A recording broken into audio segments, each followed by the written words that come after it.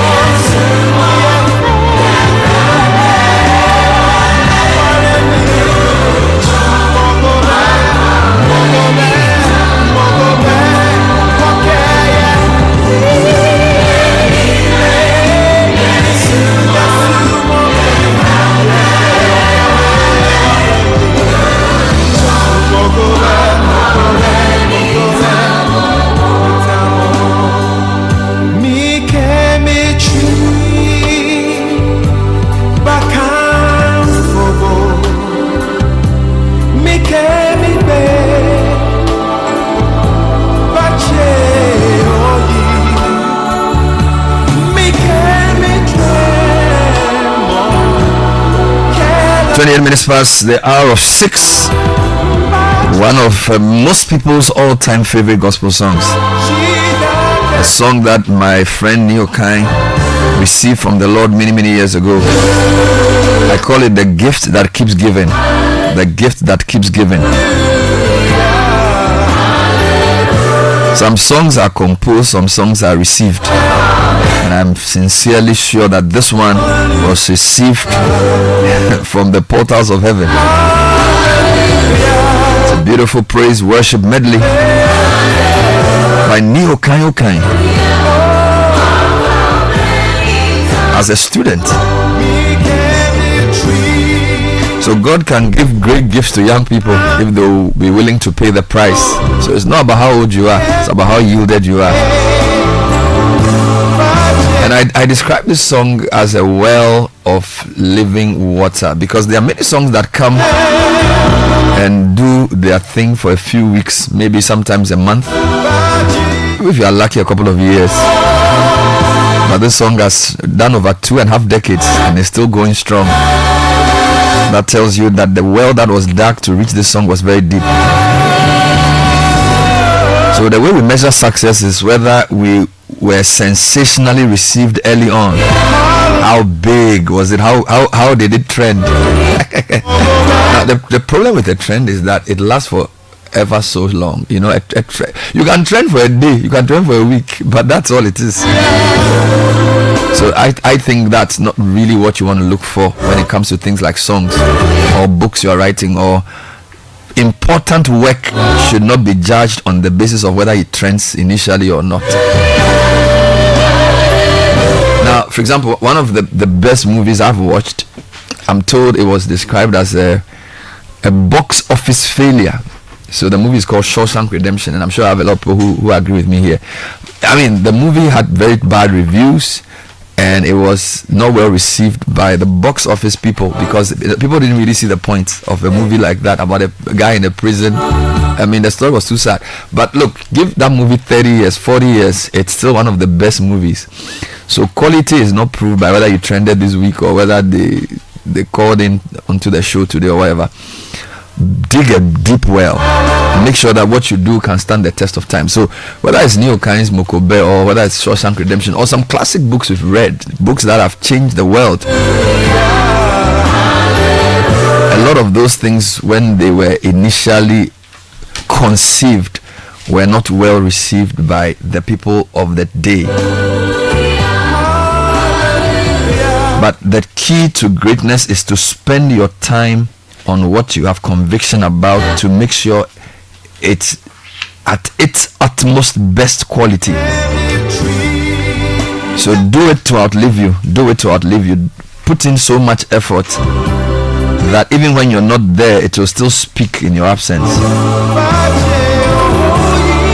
And this is true for many things. I'm not just talking about music. Look, some of the guys who discovered great inventions were not really appreciated at the time of the invention. Some people thought they were wasting time. They were just talking a lot of, but history and time has vindicated a lot of them.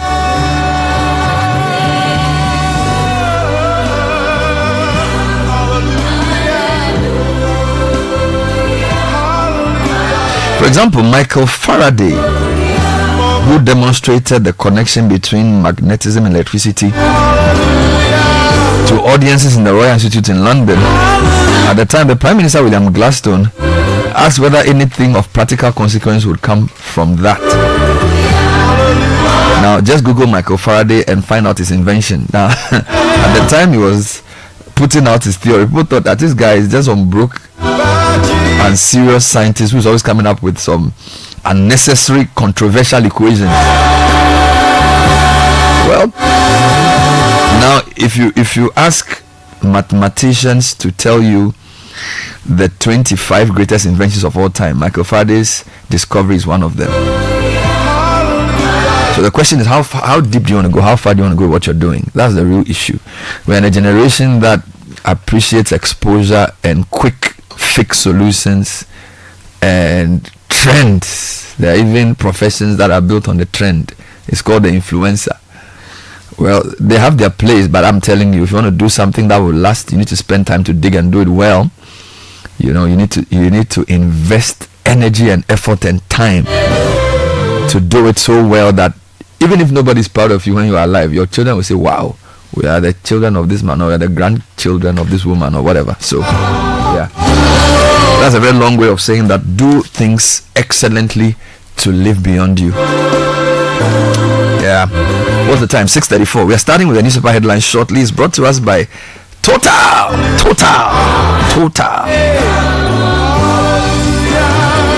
And thanks to the cumulative effect of its anti-corrosion, anti-wear, and detergent additives, Excellium's new formula lowers your vehicle's fuel consumption and reduces CO2 emissions.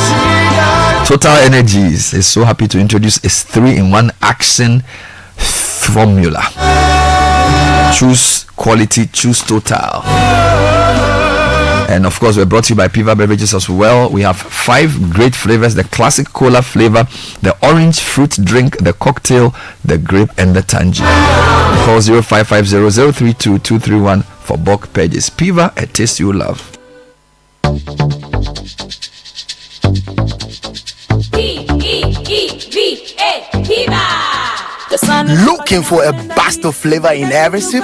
Discover the refreshing taste of Piva beverages. Enjoy the classic Piva cola flavor, perfect fit anytime. How about a fruity adventure? Try our delightful Piva orange fruit drink packed with recognized citrus flavor. Craving something exotic? Our Piva cocktail fruit drink brings the tropics to you. For a sweet and juicy treat, grab our grapefruit drink and don't miss out on the refreshing Piva tangerine fruit drink, bursting with tangerine flavor. Piva cola, Piva orange, Piva cocktail, Piva grape, Piva tangy. Grab yours today. Available now at your local store. Call us on 055-00-322-31. Piva, a taste you'd love. This advert is FDA approved. P for Piva. Oh, jump on now. Go. Google me. At what time when you come back where I don't hear the sound of your car? Why you buy new car? No, I don't change my car. It be the same ride. It be the fuel way I change. Way one shouts it. Ever since I started using the all-new Excellium Premium Fuel, fortified with 3-in-1 action. Oh, Joe, now my car they run like electric car. No, it's so. This is the type of fuel where they want to. Cause now engine they cost. Where they want for way if I buy it, it go protect my engine. And with the small way I buy, I go drive Absolutely. It's like strapping a turbocharger to your engine and giving it a protector. And what they bust my mind self be the 3-in-1 action. No, Excellium they prevent up to 99% of deposit. It be anti-wear, some be anti-corrosion. One pair way now open there. Hey, so where can I find this magical fuel? Just head over to any Total Energy service station and your car will thank you. Hey, they make a finish my go be fast then rush go Total Energies. My friend, but why you hand them go be inside? I give you info. Make a feel the go be too small. Go. Excellium is designed to protect your car engine, decrease fuel consumption, and lower CO2 emissions. Don't say fuel, say Excellium. Choose Excellium, choose quality. This is the Citi Breakfast Show, the city's biggest conversation.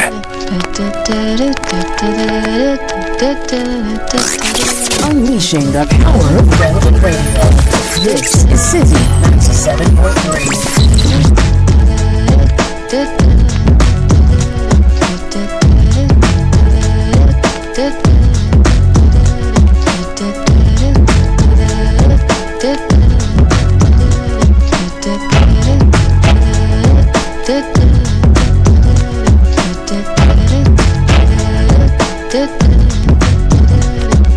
Sitting in the morning at the diner on the corner. I am waiting at the counter for the man to pour the coffee, and he fills it only halfway. And before I even argue, he is looking out the window at somebody coming in.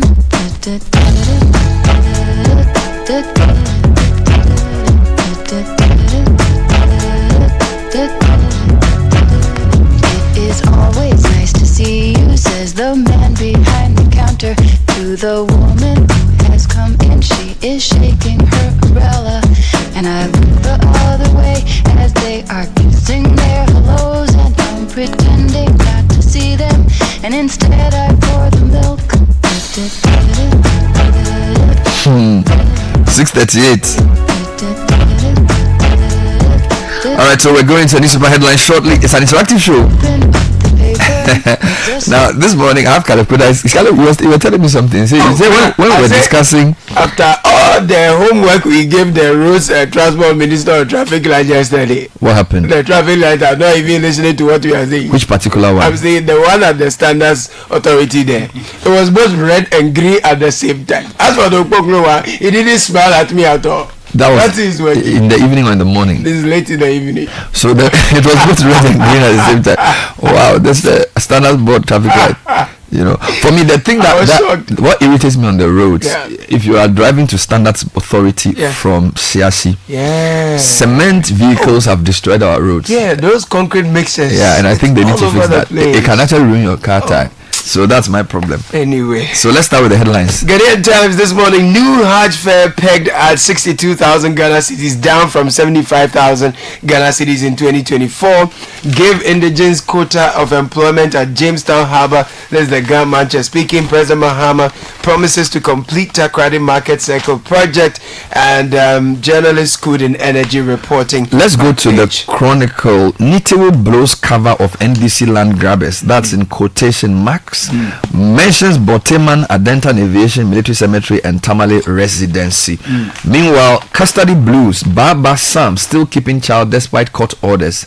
And then Western Region Chiefs approve Mahame's oral. This is part of the star of the region. Yeah, the overseer this morning. President Mahama nominates deputy ministers, and Emmanuel Anyima appointed deputy chief executive of the Minerals Commission of Ghana. And this one, Baumia was a wrong candidate. We don't want him for 2028. NPP, some NPP supporters in Kumasi. And in Goso, Valentine's Day banned by the Traditional Council. The reasons are detailed in the paper. All right, still with the headlines. Daily Post: a pack 12 others nominated for deputy ministerial positions. The minority was very disruptive. This is Appointments Committee Chair Ahiafo. And President Mahama to reinstate Republic Day, introduce new public holidays for Eid al-Fitr. Okay. Daybreak newspaper: NDC bigwigs angry over Mahama's appointments. NEC meets today. PPP is the way to sustain thriving economies. KGL CEO: minority questions Isiama's BOG nomination. Suhini, Domelo and Sremsai named in Mahama's deputy ministerial role. The child custody story is here as well. Interesting one in the New Republic, Bernard. Loyalty for sale at ECG. True. At bosses abandon MPP ship for NDC lifeboat. Interesting one there. Vetting chaos inquisition hits roadblock. That's here. And Dumelo Sremsai Suhini among deputy minister nominees. Government to end secretive gold for oil deal. This is Abu Jinapo hinting. Let's go to the publisher. Ghanaian, the new publisher. Dumelo grabs deputy minister in Mahama's new list of 13. Richard Delaskai denies purported interview with Bernard Adler on income. Well, yeah, that's what it is. It's just disinformation on steroids. So we had to issue some sort of disclaimer. Because so many people are asking me online whether it was true, but I'm saying you can even see on the surface, but this cannot be true. But you have to also sometimes just let people know, you know. So that's also there. And what else do you have? Hot chase for MP who said daughter of murderer. Let's move online. City Newsroom has a very interesting front page. Dancing not DCE flees as assembly members demand his removal. They literally chased him out. Abandoned chips compound health facilities will be completed. This is the Ashanti Regional Minister speaking to City. Former Hajj board denies leaving a $5 million debt. Volta Regional Minister pledges to revamp tourist sites to boost local economy.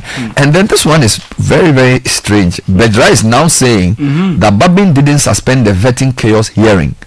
Minority orchestrated it. Now, yesterday, Mr. Bedra was going through the committee's work, interviewing the clerk of the committee, when the senior clerk of parliament came to whisper to him that he should stop. And then he announced to the media that this instruction is from the speaker.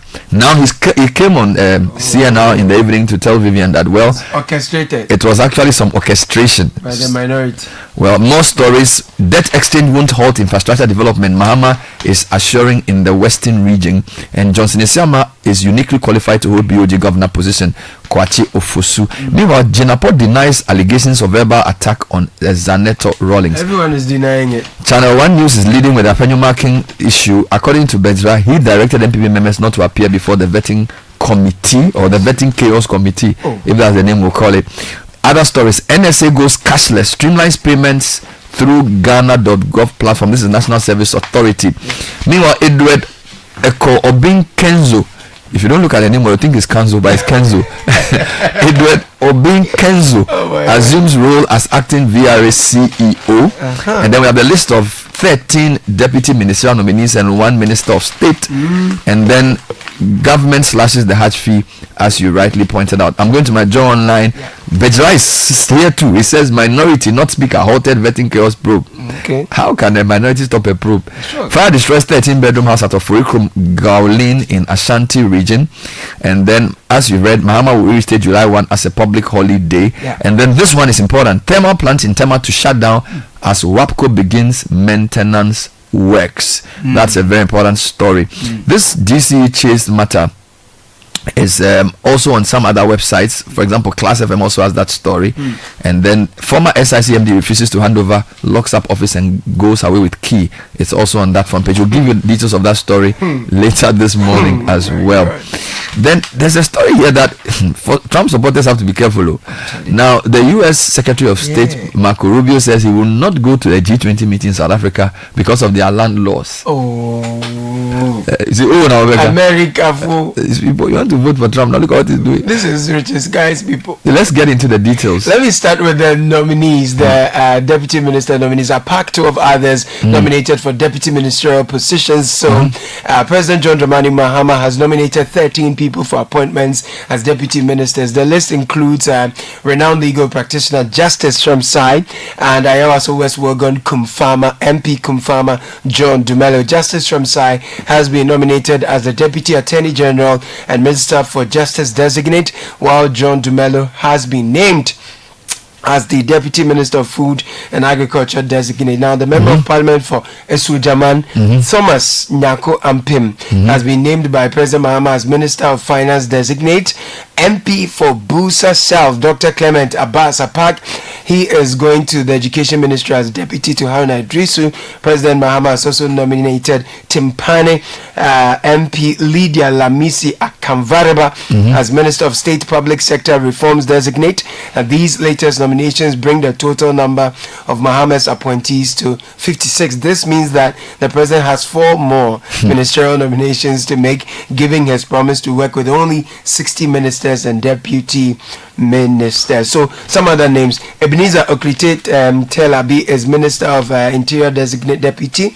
You have Ernest Broja Jemfi Defense, Clement Abbas Apak Education, Richard Jan Mensa Energy and Green Transition, Al Hassan Sayibu Suhini Roads and Highways, one of our favorite places. The Yusuf Suleimana Lands and Natural Resources. Rita Nao Dole Soa is Local Government, Chieftaincy and Religious Affairs.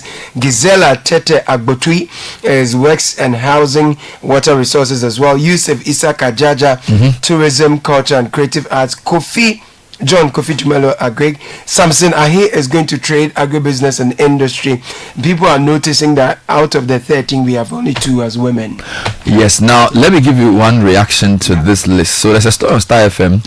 Isaac Adongo urges calm over deputy ministerial exclusion. Now it says Bogatanga Central MP Isaac Adongo has urged his constituents to remain calm following concerns over its exclusion from the recently announced deputy ministerial list. Now, in a statement addressing the agitation among some youth in his constituency, Adongo acknowledged the disappointment but emphasized the need for unity and support for President Mahama's administration. Quote, I know everyone is disappointed, but I urge you all to remain calm and trust in HE's judgment. We have a country to run for 4 years and it needs our support to succeed, Adongo stated. Now, the legislator reiterated his commitment to serving the people of Bogatanga Central in his capacity as MP, stressing that his primary responsibility is to represent the advocate for his constituents in Parliament. Now, a few platforms I'm on, people have asked, where is Isaac Adongo? Because he was one of the arrowheads of the NDC in opposition on the economy. But there are still 4 more. You know, the favorite hymn of Adongo now will be "Pass me not, oh God, to Savior." Anyway, we'll see how that goes. And loyalty for sale at ECG as bosses abandon MPP ship for NDC Lifeboat. A current acting managing director of the Electricity Company of Ghana, ECG, David Asamoah, has reportedly performed a complete 180-degree turn in his political allegiance. The once fervent New Patriotic Party supporter is now on bended knee, earnestly courting the ruling, governing National Democratic Congress (NDC) for permanent confirmation in his role. Now, sources claim that Asamoah is leaving no stone unturned in his bid to secure the nod from the President John Dramani Mahama. He is said to be making the rounds at the residences of influential NDC figures, imploring them to push for his official appointment as the MD. His meteoric rise to the top spot at ECG occurred on September 26, 2024, following the abrupt departure of his predecessor Samuel Dubik Mahama. So a lot of negotiations. Well, let's be fair here. They are actually quoting the minority leader Alexander Penyumakin, who joined an interview on GH1, made the allegation. Now, I'm not sure the paper has proved that he was an MPP member. So I think we need to be fair to them. Yeah. The way the story is written, it's as if they heard from him. It's as if they know. And you know, he may not be able to come out and tell you his political allegiance. Yeah. So I'm not sure it's fair to him to just put the story out there in the way they wrote it. It is true that Mr. Markin said this. We saw the video. Yeah. And we don't know what prompted him to say this. And he also said the same concerning one of the directors of the company. Yeah. But we need to proceed with caution here. Now let's go to Parliament, where the chairman of the committee that has been set up to probe the chaos that occurred has been speaking quite a bit.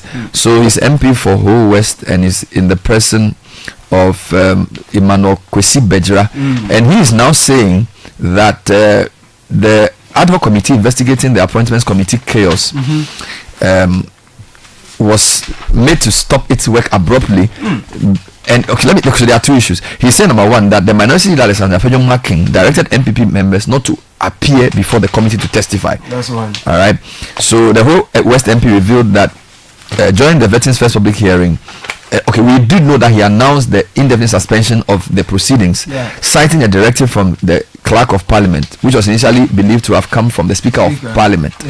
Now, in an interview with Bianca Loco on Channel 1 News on Wednesday, February 5, Bezra claimed the minority leadership also actively prevented its members from testifying before the committee. Now, again, there needs to be clarity here.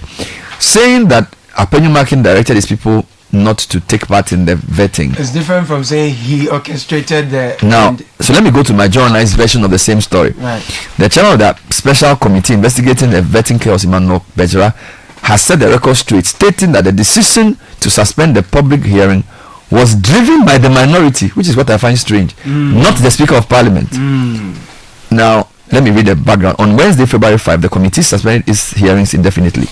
Initially, Mr. Bejra announced that the suspension was based on directives from the clerk, Emmanuel Ahuma Dietro, who had indicated that the speaker would provide further guidance. However, in an interview on Channel 1, is the same interview with Vivian. Now, the angle they are using is that Mr. Bejra said that the minority played a major role in the decision to halt proceedings.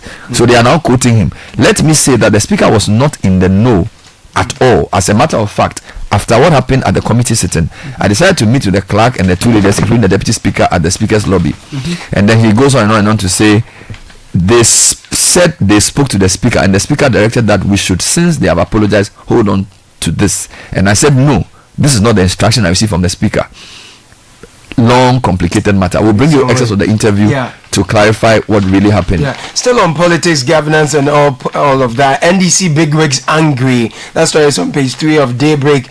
Governing new National Democratic Congress (NDC) is set for a marathon National Executive Committee meeting today over concerns surrounding the ongoing government appointments. Concerns are that notable names have been missing in the ministerial appointments by John Dramani Mahama's administration. As at Wednesday, February 5, 2025, President Mahama had appointed 55 ministers and deputy ministers with just 5 more names to go. Already, tensions are high in the party as party big names begin to protest their exclusion from the ministerial list. Now, several party executives, including national organizer Joseph Yamin, women's organizer Hannah Louise Abisiu, and deputy general secretary Mustafa Bande, are reportedly displeased with their exclusion from key appointments. As though that is not enough, Joseph Yamin campaign was said to have lobbied for National Security Coordinator, but was instead offered Deputy National Security Coordinator in charge. And Mustafa Gbande also lobbied for Deputy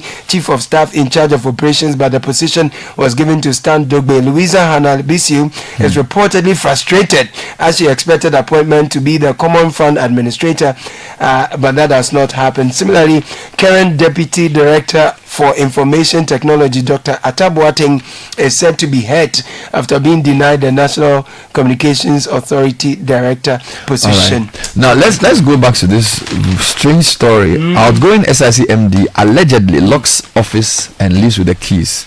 So we are saying allegedly because this is what Mr. Ajeni Boating is claiming. We haven't heard from the lady here itself. Indeed, we'll probably speak to her this morning. Now, the immediate past MD of SIC Insurance Limited, Ms. Hollister Dua Ntumi, has reportedly refused to hand over to the newly appointed acting MD, Mr. James Ajeni Boating, weeks after his appointment by the President, John Dramani Mahama.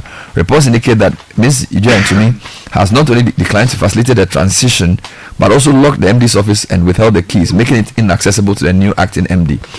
Now, we know that Mr. Ajeni Boating was appointed in a letter on January 24. And on our News yesterday, I interviewed him and he said he's not been able to enter the office. He's gone to the management meetings, he's been able to meet other members of management, but he's not been able to meet his predecessor, neither has he been able to enter the office. Quote, when I went there, I had a very good introductory meeting, but it was obvious I could not access the office for which I needed to work, and therefore, for the most part, I've been working off-site, as in dealing with critical issues of SIC from off the office location. It has become apparent that the real difficulty regarding why I have not been able to access the office is because the person before me, the predecessor, has actually locked up the office and gone away with the key. It is strange. As I speak to you, I haven't seen handing over notes of the outgone MD. Charlie James, I wanted to ask him if the office had a window. So you entered through the window. Meanwhile, Edward Obin Kenzo takes over from Enchedaku as acting VRA CEO. Right. So Edward Obin Kenzo, who's Deputy MD at VRA, has been appointed acting CEO of the company. Channel 1 News has learned. A handover ceremony was held on Wednesday, February 5, where outgoing CEO Emmanuel Enchidaku officially transferred leadership to Obin Kenzo. Right. His appointment comes under the directive of the government, as the VRA board is yet to be constituted until a formal decision is made by the incoming board. So this may not be a substantive appointment. Right. So basically, they wrote to the outgoing to hand over to Obin Kenzo to be acting while the board is constituted. Right. So watch this space. You're watching it keenly. Now, Hajj fee cut from 75,000 Ghana cedis to 62,000.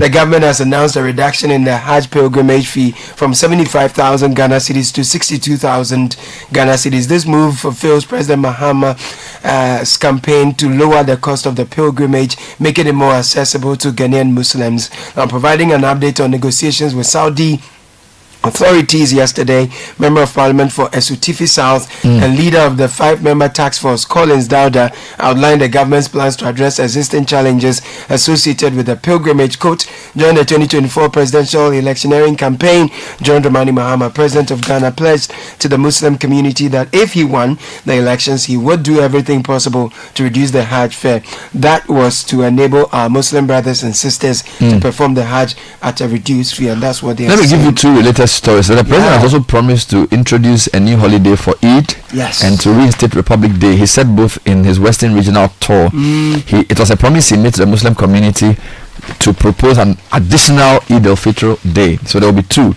And then he says that he would establish a national day of prayer and thanksgiving, which he suggested should be observed on July 1, aligned with the Senior Citizens Day, to reflect on Ghana's progress and seek divine guidance.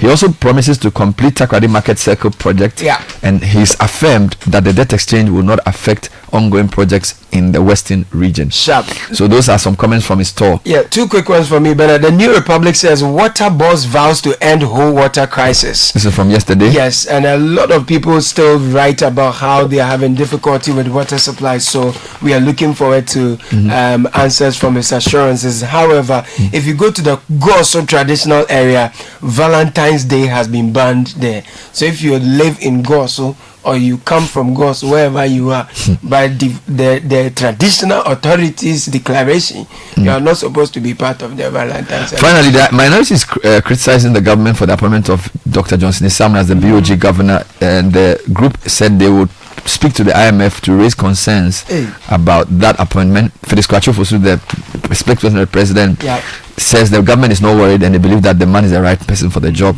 The charges being dropped before his appointment. All right, so those are some stories for this morning. Thank you very much, Caleb. Coming up next is the Citi Business News. Stay with us. This is the Citi Breakfast Show, the city's biggest conversation. Join the conversation on the Citi Breakfast Show on Facebook at facebook.com/Citi97.3, Twitter at twitter.com/Citi973, and Instagram at instagram.com/Citi973 with the hashtag CitiCBS. The Citi Breakfast Show. Rise above the noise. This is the Citi Breakfast Show, the city's biggest conversation. Citi Business News next with MTN. Get ready for a game changer if you're an SME. Introducing Yellow Biz, a new multi-service bundle with everything you need for smarter business solutions. It's an all-in-one package consisting of a Microsoft Office 365, a 4G plus router with 10 gig of free data, and a customized business website for your business. Call 100 or 0244 308 111 or visit mtn.com.gh/business for more information. Disclaimer from EcoBank: don't be scammed. Fraud activities are on the rise. Scammers are on rampage, targeting various customers of banks through phone calls, text messages, and emails to get you to divulge sensitive information to them. Now, EcoBank is advising you to be extra vigilant. Never trust any phone call, text message, or email from anybody posing as an EcoBank staff. Remember, bank account details can only be updated at an EcoBank branch, and EcoBank mobile app can only be upgraded at the App Store or the Play Store. For more information, call 0800 003 225 toll free.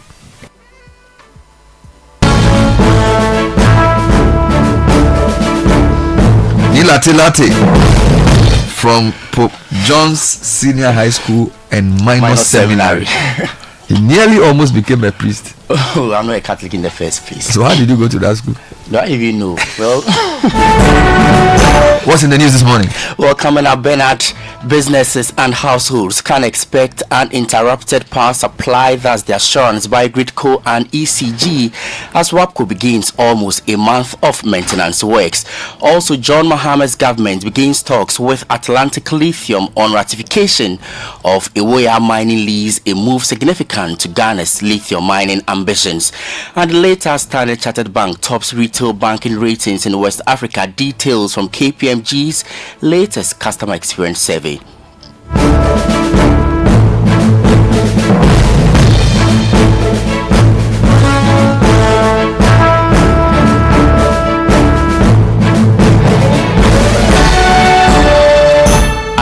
Lati, thanks for joining us. The breakfast edition of Citi Business News on 97.3 Citi FM is proudly brought to you by MTN, Goil and EcoBank. The Ghana Grid Company Limited, as Gridco, has stated that it is working to mitigate any potential power supply challenges following the maintenance works by the West Africa Gas Pipeline Company, which began yesterday and will end on March 2, 2025. In a joint statement signed by Gridco and the Electricity Company of Ghana, they noted that stakeholders led by the Ministry of Energy and Green Transition have procured volumes of liquid fuel for some generating plants in Tema as an alternative. In an interview with Citi Business News, the Executive Director of the Institute of Energy Security, Nana Amoisi VII, commended the government for the procurement of the liquid fuel reserves. That the deferment of the program allows government enough room to shore up the liquid fuel reserve so that in the event the exercise starts and natural gas flow is interrupted for the power plants in the Eastern Enclave, there is some amount of liquid fuel to be used by the power plant, talk of Asogli, Access, Power, and Tema power plants, for instance. That means that we won't have any loss of generation capacity. Then government can go to rest and avoid any criticism from consumers, and consumers can also be assured of consistent power supply. Nana Amoisi VII is the Executive Director of the Institute of Energy Security. Now, President John Dramani Mahama has nominated Deputy Ministers Designate for critical economic sectors as his administration takes shape. Now, the appointments pending parliamentary approval are expected to bolster the government's efforts in addressing key challenges across finance, energy, natural resources, agriculture, and trade. Thomas Nyako Ampim has been nominated as Deputy Minister of Finance and will assist Dr. Ato Forsen in managing the country's economic policies, revenue mobilization, and expenditure frameworks if approved. His role will be crucial in navigating Ghana's fiscal landscape and ensuring sustainable economic growth. In the energy sector, Richard Jan Mensah has been designated as Deputy Minister for Energy and Green Transitions. If approved, he will support John Jinapor in tackling challenges in the energy sector, particularly energy sector debts, while ensuring reliable and affordable power supply. Yusuf Sulemana has also been nominated as Deputy Minister for Lands and Natural Resources. Working alongside Sector Minister Emmanuel Amakofibua, Yusuf Sulemana will be responsible for policies aimed at maximizing benefits from Ghana's natural resources, including mining and forestry, while ensuring sustainable management practices. John Dumelo, Member of Parliament for Ayawaso West Wogon and a known figure in the agricultural sector, has been named as Deputy Minister Designate for Food and Agriculture. His background as a farmer positions him to drive policies aimed at increasing food production, addressing food inflation, and tackling sector challenges affecting farmers. At the Ministry of Trade, Agribusiness and Industry, Samson Ahi has been nominated to serve as Deputy Minister.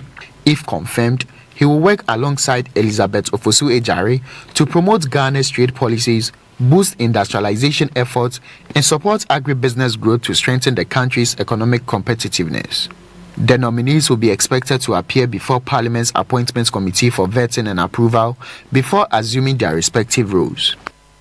City Business News' Daniel Sakite with that report. Now, Dean of the Cape Coast Business School and economist, Professor John Gachi, is downplaying concerns from the minority in Parliament that Ghana's relationship with global financial institutions, including the IMF, could be affected following the withdrawal of criminal charges against the new governor of the Bank of Ghana, Dr. Johnson Esiama.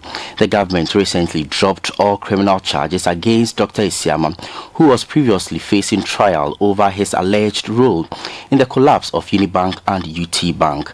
Speaking to City Business News, Professor Gachi dismissed the minority's assertions, describing it as unfounded, stating that the governor meets the fit and proper criteria required to lead the central bank.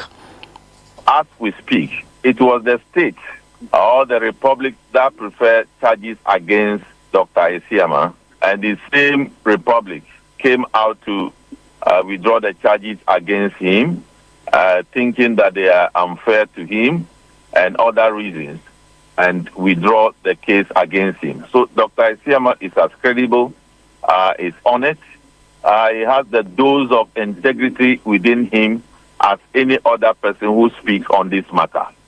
And therefore, no reputational risk has arisen for which IMF should be concerned.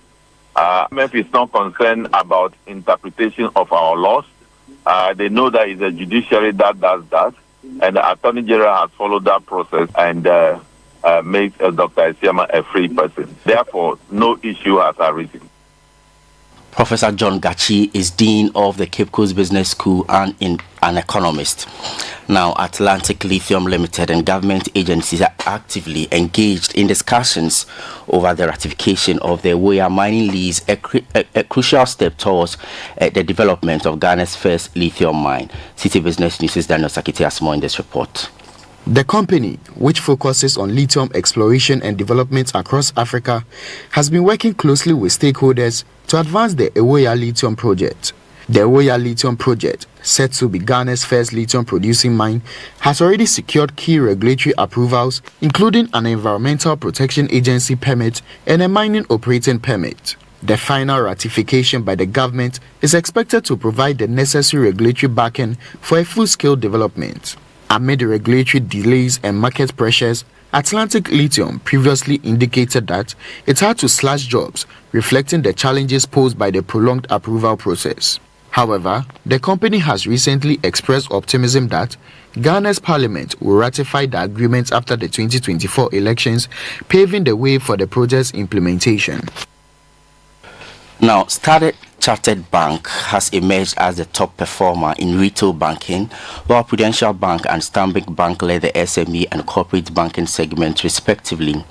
This according to a 2024 KPMG West Africa Banking Industry Customer Experience Survey. There is more in the following report.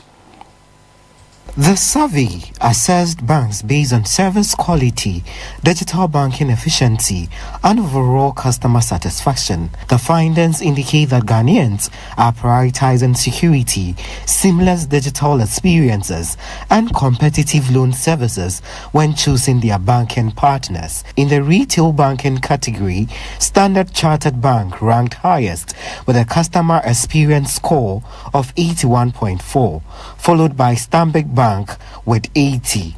Zenith Bank secured the third place with 78.7, while Car Bank and Fidelity Bank followed with scores of 78.5 and 78.2 respectively. For SME banking, Prudential Bank topped the rankings with a customer experience score of 88, followed by GT Bank at 85.1. Car Bank placed third at 84.6, with Access Bank at 83.4, and ABSA rounding out the top 5, also at 83.4. In corporate banking, Stanbic Bank led with a customer experience score of 80.2, closely followed by Zenith Bank at 80. Fidelity Bank ranked third at 79.7, while Access Bank with 78.7, and ABSA completed the list of top performers. The survey highlights a growing shift towards digital banking, with customers expecting faster transactions, secure services, and improved loan accessibility. Many banks have enhanced their mobile banking platforms,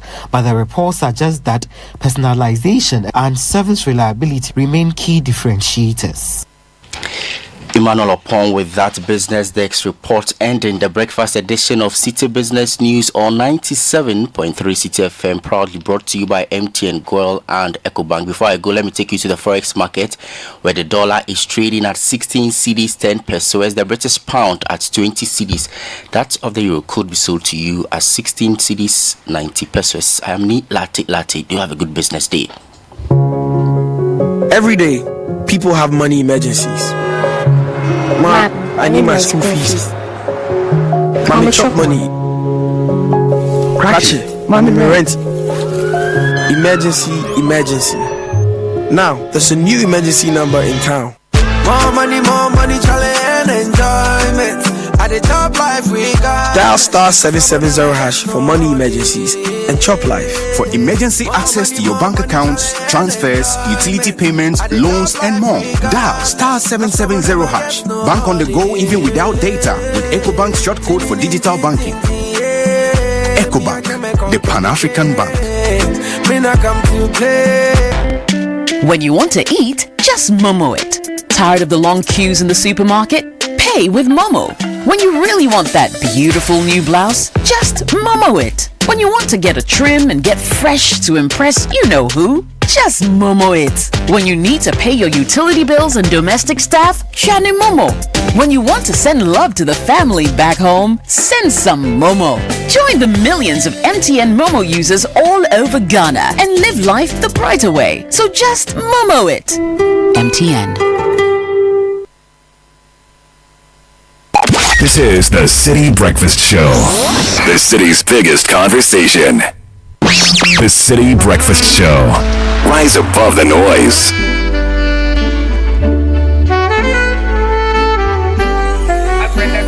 As you can see, Charlie, as today breathe, Charlie, they having me, Charlie. They won't take me 6 feet, Charlie. Jehovah sees, Charlie.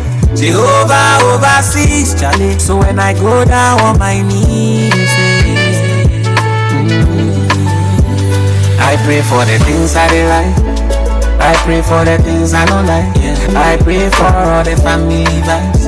I I pray for all the ones with they like me. I dey pray for my boys and my guys. I pray for the girls with the nice. I pray for that guardian rights. I dey pray so we gon' make a in life. I pray. The Citi Breakfast Show. Rise above the noise.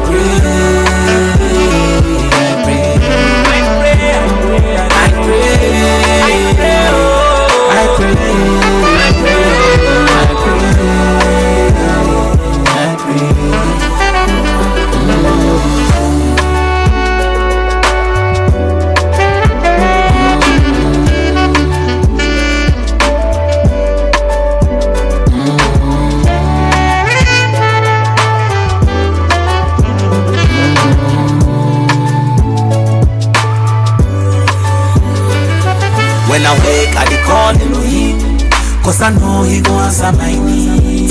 Every day, in the morning, evening, cause I know he gon' answer my needs. Yahweh, make you notify me. If the money come, notify me. I dey pray everything I dey wish come true.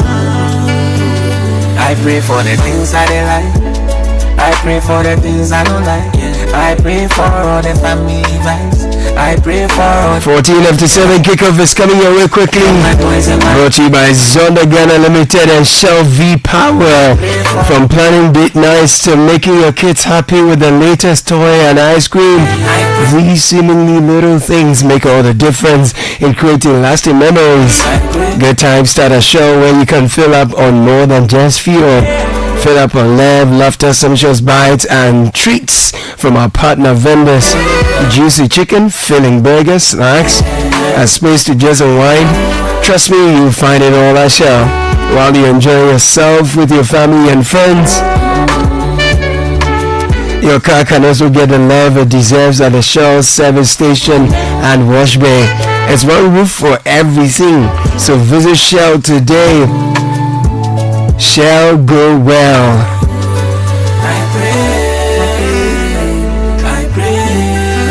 This is the Citi Breakfast Show. The city's biggest conversation. Bernard Abekwatri joins us with Kickoff people. Good morning, Bernard Abekwatri. Man, how are you doing today? I'm fantastic. You great? Awesome. That's it. Right. Tell me what's happening. There's a lot happening. Okay. Yeah, so I'm told there's such a man, they have placed a ban and he can't travel and since though he has bail, he cannot travel. Absolutely. There's an update from yesterday's meeting as well. Interesting. So much more on Kickoff. We're kicking off.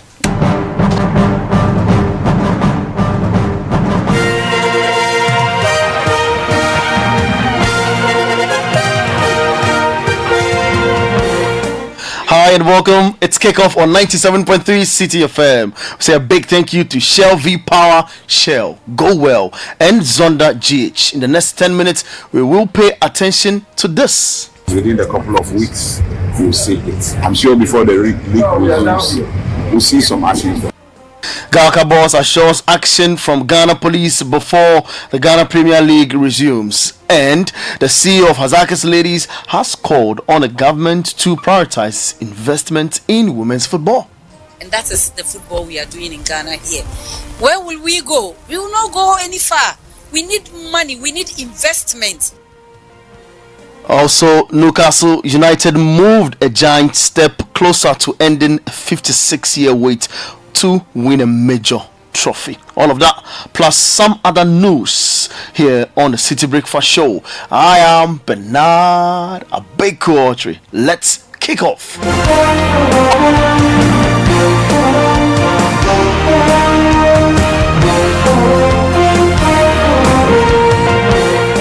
The Ghana League Club Association Chairman John Kofi Ansah has indicated his high level of confidence that the Ghana Police Service will take some actions to address crowd violence before the Ghana Premier League resumes. He said this in light of the violent clashes witnessed at the Insotraman Kumasi Asante Kotoko League game that resulted in the death of Asante Kotoko fan Francis Yao Frimpong, popularly known as Poli. John Kofi Ansah addressed the media after a behind closed door meeting between the Ghana Police, the Ghana Football Association and Kotoko officials. This meeting came timely. And the swift nature at where the police are working concerning this issue.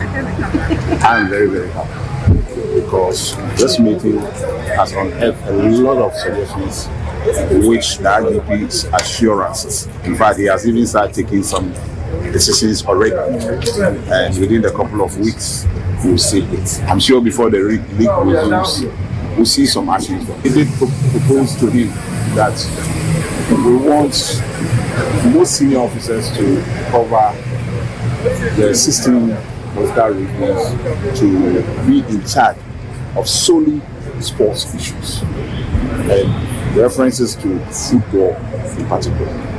And he has assured us that they will get it done. John Kofi Ansah is the Ghana League Club Association's chairman. Meanwhile, the Ghana Football Association Executive Council member Frederick Achampon says the Ghana Football Association has set no timeline for the Ghana Premier League, as in the return of the Ghana Premier League. He said this among other issues. We discussed that the night of the incident, we went into discussions. When I said the Executive Council went into discussions, and the first thought was to look out for the family of the deceased. So we embarked on that. The second thing we discussed was to put the league on hold for us to go through all these processes. Then after that, we can then schedule a date that we can resume the league. And so the FA was the first to, call off the weekend matches. Yes, subsequent to that, Satema just confirmed to me that they sent a letter to the Football Association indicating their decision to withdraw from the league. I'm not sure if they still stand by that, but that's been it. And Asante Kotoko also issued a statement. All what they were saying is that they wanted to see justice, and with what's been happening. Yesterday, the IGP himself was in Kumasi, met with the leaders of Asante Kotoko. Today, they are here. All of us have been in meetings, so I'm pretty sure that we made some headways in that area. If someone enters into a competition, midway through the competition, withdraws from the competition, there are consequences. Don't forget that as instructorman, they have contracts with players, you understand, and they have engagement, and they've shown commitment that they're going to play the league till the end, so there are consequences. To women's football now, and the CEO of Hazak's ladies, Evelyn Insiasari, has called on the government to prioritize investment in women's football to help the sport grow and reach its full potential in Ghana. This comes at the back of series of hooliganism in the Ghana Premier League, with the latest being the unfortunate incident that occurred at Nswatre, which led to the loss of life of an Asante Kotoko fan. According to Insiasari, the women's game has shown remarkable progress despite limited resources, and with proper funding and infrastructure, it can thrive even more. You see, TP Mazembe came from nowhere to win the Champions League for the first time. So we all have to prepare. Our only challenge has to do with money. Let me give you this instance. We played FA Cup. We were giving about 6,000. Our budget was 12,000. So now we have a deficit. And that is the football we are doing in Ghana here. Where will we go? We will not go any far. We need money. We need investment. People should come and invest. You see, it is every government prerogative to give jobs to their people. So those of us who are in football, we are giving jobs.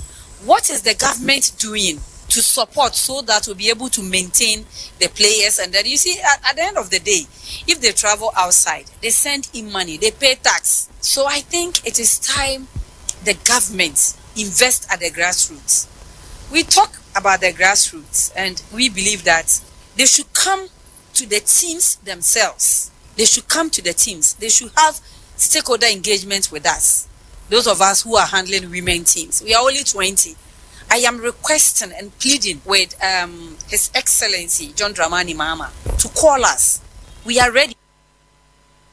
Heard from Evelyn Insiasari, who's the CEO of Azaka's ladies, but know that the Ghana Football Association have invited Premier League clubs to an emergency meeting later today. They'll be continuing tomorrow, where they'll be meeting the leadership of supporters group here in Ghana as the Ghana Premier League in relation to this pressing matter, the loss of life of an Asante Kotoko fan at Nswatre in that game between Kotoko and Nswatraman. Let's move from there and talk about other pressing matters in Europe. Well, interestingly, Arsenal yesterday were unable to show how strong they are. Newcastle United moved a giant step closer to ending a 56-year wait to win a major trophy as they secured a place in the Carabao Cup final with victory over Arsenal in that emotional night.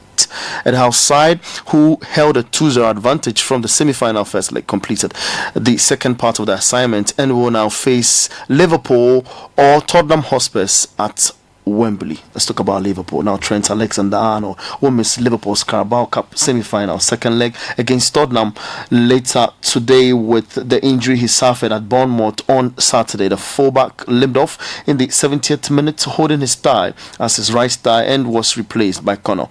Arne Slot confirmed Alexander-Arnold's absence in a press conference on Wednesday. First off, we'll just start with Trent Alexander-Arnold, if that's okay. Just wondering how he is and if he's going to miss any game time. Yeah, he is going to miss the game tomorrow. So, and we have to see if he's able to play Sunday. But what we do know is that he's not available for tomorrow. What kind of injury is it? Thigh problem or? Yeah, I think you saw that he left the pitch with a bit of a pain in his leg. So that's why he misses the game tomorrow. But he's already on the pitch, not with the team, but with the rehab coach. So let's see how long it's going to take, but he will not be available tomorrow. Well, interestingly, ahead of tonight's fixture, Tottenham's manager Arne Slot has denied reports Matthias Tel initially rejected the club before his deadline day move to the North London. But Tel was pictured flying to London on Monday before completing a transfer deadline day move from Bayern Munich, joining initially on loan but with Spurs holding a £47.5 million option to buy in the summer. Yeah, I think that's a simplistic way to look at it. I mean, I think people need to sort of understand, you're talking about, a 19-year-old player who's got to make a major decision about his career, and it's not so much that he rejected us or rejected anyone else. I think, rightly so, he was getting as much information as possible, and I think more than anything, he just wanted to be comfortable with the decision. I think he didn't feel, the sense I get was he didn't want to be sort of pushed into a certain direction. And I think it's credit to him that he didn't, he took his time. He wanted to talk to all the right people. I had a conversation with him, and I guess mine was purely around the football. That I think you'll find a really great place for him here in terms of where he is in his career. He obviously wants to play. We've already shown that, irrespective of age, you'll get an opportunity here. And I think the way we play would suit him, and certainly with what we have, in the next few months, and then more importantly, what we're building beyond, I thought he would be a perfect fit for his next step. Well, the game is later tonight at 8 p.m. at Anfield. It's Liverpool up against Tottenham Hotspur, who makes it through to the EFL Cup final. At Manchester City, new signing Nico Gonzalez says he can't wait to start working under and learning from Manchester City manager Pep Guardiola. The Spanish midfielder sealed his move to City from Porto earlier this week, signing a 4.5-year deal. Yeah, obviously it's the for a lot of people it's the best coach in the world and maybe even in the history. So yeah, obviously working with him it's incredible. Everyone that I've talked to about him always talks so good about him, and I think that with him I can reach my full potential and become the best player I can be. Let's wrap up with some tennis. And two-time Grand Slam champion and former world number one Simona Halep has retired from tennis. The 33-year-old recently said she was considering retirement because of an injury that forced her to withdraw from the Australian Open qualifying last month. That's your sports. For more sports stories, log on to citysportsonline.com. Thanks to Shell, V-Power, Shell, Go Well, and Zonda GH. I am Bernard Abeku. Sports as life. Get involved. It's not just a service station. It's a place you get more for every visit. It's not just a place to fill your tank. It's a place to fulfill your cravings. From chicken to chocolate, caramel or the tasty latte. It's not just a place to service your car. It's the perfect place to wash your ride. It's a place where convenience, love, friendship, joy, and laughter assemble. Because it all starts at Shell. Visit Shell today and enjoy a wide array of services and offers under one roof. It starts at Shell.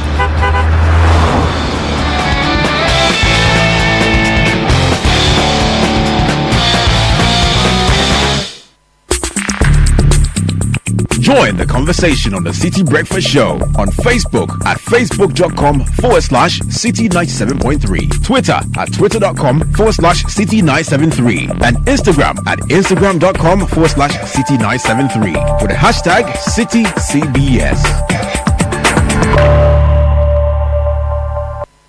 Dear business owner, congrats on not giving up on your business. You deserve a medal, and your business deserves to be taken to the next level. In fact, it's about time you run a Zenith Bank SME account so you and your business can enjoy the perks of the Zenith SME business card. Oga and Oga Madam status.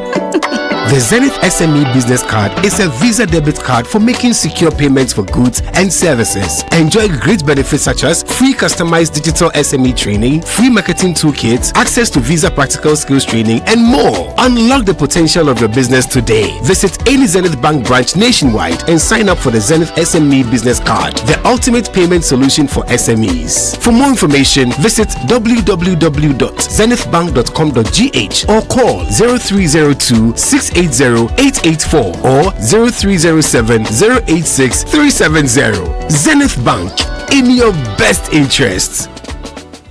At ShopRite, our low price promise is to always help you save when you need it most. Make every city count this January and save big on deals like 4.5 kg Abena Vietnam rice for only 119 cedis, 99 pairs worth, and 125 gram Lily sardine for just 14 cedis, 99 pairs worth. Don't miss out. Visit your nearest ShopRite and save more this January. Offers valid until 9th February. ShopRite, lower prices you can trust always. Since inception, almost 100% of Ashesi University students have found jobs, started businesses, or gone on to graduate school within 6 months of graduation. From Accra to Nairobi, London to New York, Ashesi graduates are noticed and are leading successful careers. If you dream of a rewarding life and career, an Ashesi education prepares you just for that. Learn more about applying to Ashesi at ashesi.edu.gh. Remember, admission is ongoing. This is the Citi Breakfast Show, the city's biggest conversation. The Citi Breakfast Show. Rise above the noise.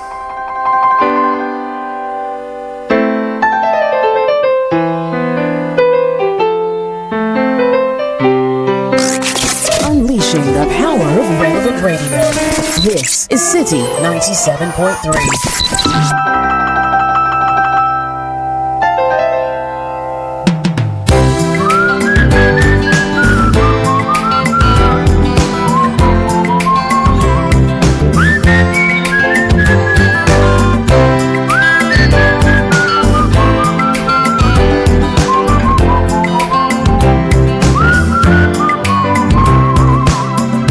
Mami chen, mami bon komobi, min komoni nani de.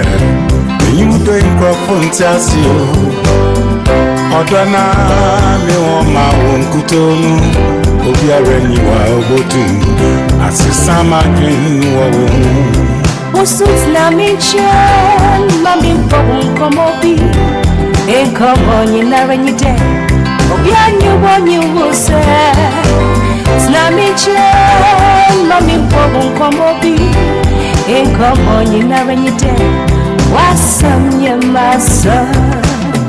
Semitunza, miunza miyemumpo, mitagendo suwumwa, wangre chichir mami mije. Baby slami chen, mami pobun komobi, minkomo nyina renyite, mewa pieta mauda. The Citi Breakfast Show. Rise above the noise. Umwe nije ashemima. Jamiti don't you break my heart. Mami Chen, Mami Komogi, come on, you marry me there. Obey me when you say, Mami Chen, Mami Komogi, come on, you marry me there. What's on your master?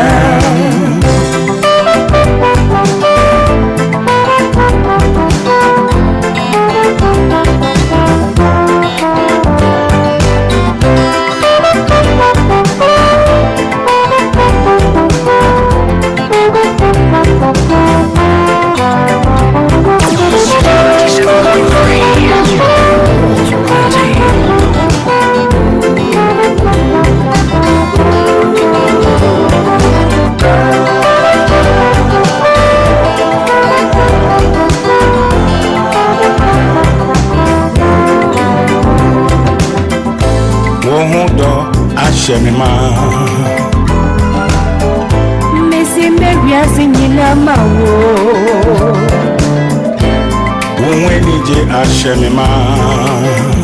Baby. Demincy, don't you break my heart. 7:34 Citi Breakfast Show. We want your reactions to the deputy ministerial list that was released yesterday. Now, government seems pretty serious about this 60 minister thing. Because yesterday I had the rare privilege of hosting Eyewitness News after a long time. And I spoke to the Minister Designate for Government Communication and Presidential Press Secretary James Boateng. And he says, look, President Mahama is serious about the 60. And I think it's causing a lot of issues because he's nominated initially 42 ministers. And now he's added another 14. So that's 56. So basically there are only 4 slots left. And there's so many ministries with no deputies so far. For example, the Transport Ministry doesn't have a deputy yet. The Health Ministry doesn't have a deputy nominee yet. The Sports Ministry doesn't have a deputy yet. The Foreign Ministry doesn't have a deputy yet. The Environment Ministry doesn't have a deputy. The Labour Ministry doesn't have a ministry. So I've mentioned about 6 with no deputies. Youth Ministry doesn't have a deputy. In my interview with James, it turns out that he said some may not have deputies. We don't even know the 4 that will have the deputies. All right, so that's so I'll let Caleb go through the list shortly, and then we'll look at what that leaves us. Which of the deputy minister appointees are you most excited about? Which of them was most shocking? And number 2, who else do you think will make it for the final 4? Because now it's just 4 left. Now the problem is that we don't even know which of the 4 ministries left will get deputies. So let me go through the list of ministries again that don't have deputies. So Transport doesn't have a deputy. Labour and Jobs doesn't have a deputy. Environment, Science and Technology doesn't have a deputy. Health doesn't have a deputy. Sports, no. Youth Development, no deputy. Foreign Affairs, no deputy. Communication, no deputy. Now, in my interview with Felix, I think we kind of got the impression that communication may not get a deputy because Felix Kwachi is the Minister of State for Government Communications as a function. Samuel George is the Minister for Communication as a sector. So he may not necessarily have a deputy. We don't know. Foreign Affairs, some people think doesn't need a deputy. Some people think it does. Transport doesn't have a deputy. Labour and Jobs and Employment, we don't know if they will get one because of 24-hour economy or whatever. Environment, Science and Technology is a long name for a ministry, and typically they have deputies, as do the health people. So we have a deputy sports minister. Some people say because sports and youth have been separated, no need for a deputy there. So also because now you have some climate change sustainability. I'm not sure you want another for a deputy for environment and all that. So okay, let me push you here. Let me do a test with you. So there are 23 ministers of cabinet. 23 cabinet ministries. And 13 have been given deputies. Yeah. The 23 cabinet ministries, 13 have been given deputies. The 13 deputies are finance, interior, defense, education, energy, roads, AG, lands, local governance, works and housing, tourism, food and agriculture, and trade. They've all been given deputies. Now the remaining 13 don't have deputies. Yeah. This includes foreign affairs. This includes transport, health, labor, environment, youth, sports, and a couple of others. Which of them deserve a deputy? That's question one. Think about it. And of course, number two, who do you, Charlie? I don't even know how to put this because Charlie, so many interesting names are not in the list. I'll run through the list shortly. Just want to do a few announcements. I want to say happy birthday to a very good friend of mine, Ni Apatu Planche. Apatu Planche. Oh, council. Yeah, Ni Apatu Planche is the lead counsel at Apatu Planche and Partners. Sharp. And he's a lawyer in whom I'm well pleased. Nice one. You know, he's my mate from the university. He's actually my mate from secondary school as well. Just that we're in different schools. Sweet. He went to Achimota school and I went to Presec. But Ni is a really, what's the word to use for Ni? If you need an objective view on a matter, you talk to him. If you need an objective view on it, because all of us are in the heat of the politics and in the heat of the issues. So when something happens, we see the thing from our perspective. So if I need somebody who can objectively tell me whether this is good or not on the legal side, I will talk to Ni Apatu. Right. And he will give me, and this is not even just political. So this could be personal. Yeah. It could be even an international issue. He's a very objective human being. And he's such a gentleman.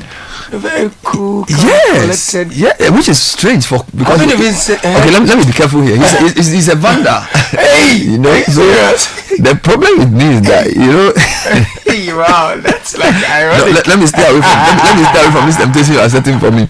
There are some very good vandas who are gentlemen, so let me not even go there. Okay. But let me stay away. Let me take that back. Oh Lord, lead us into temptation. Wow. So happy birthday to lawyer Ni Apatu Planche. Have a fantastic day. And who are celebrating their birthday today?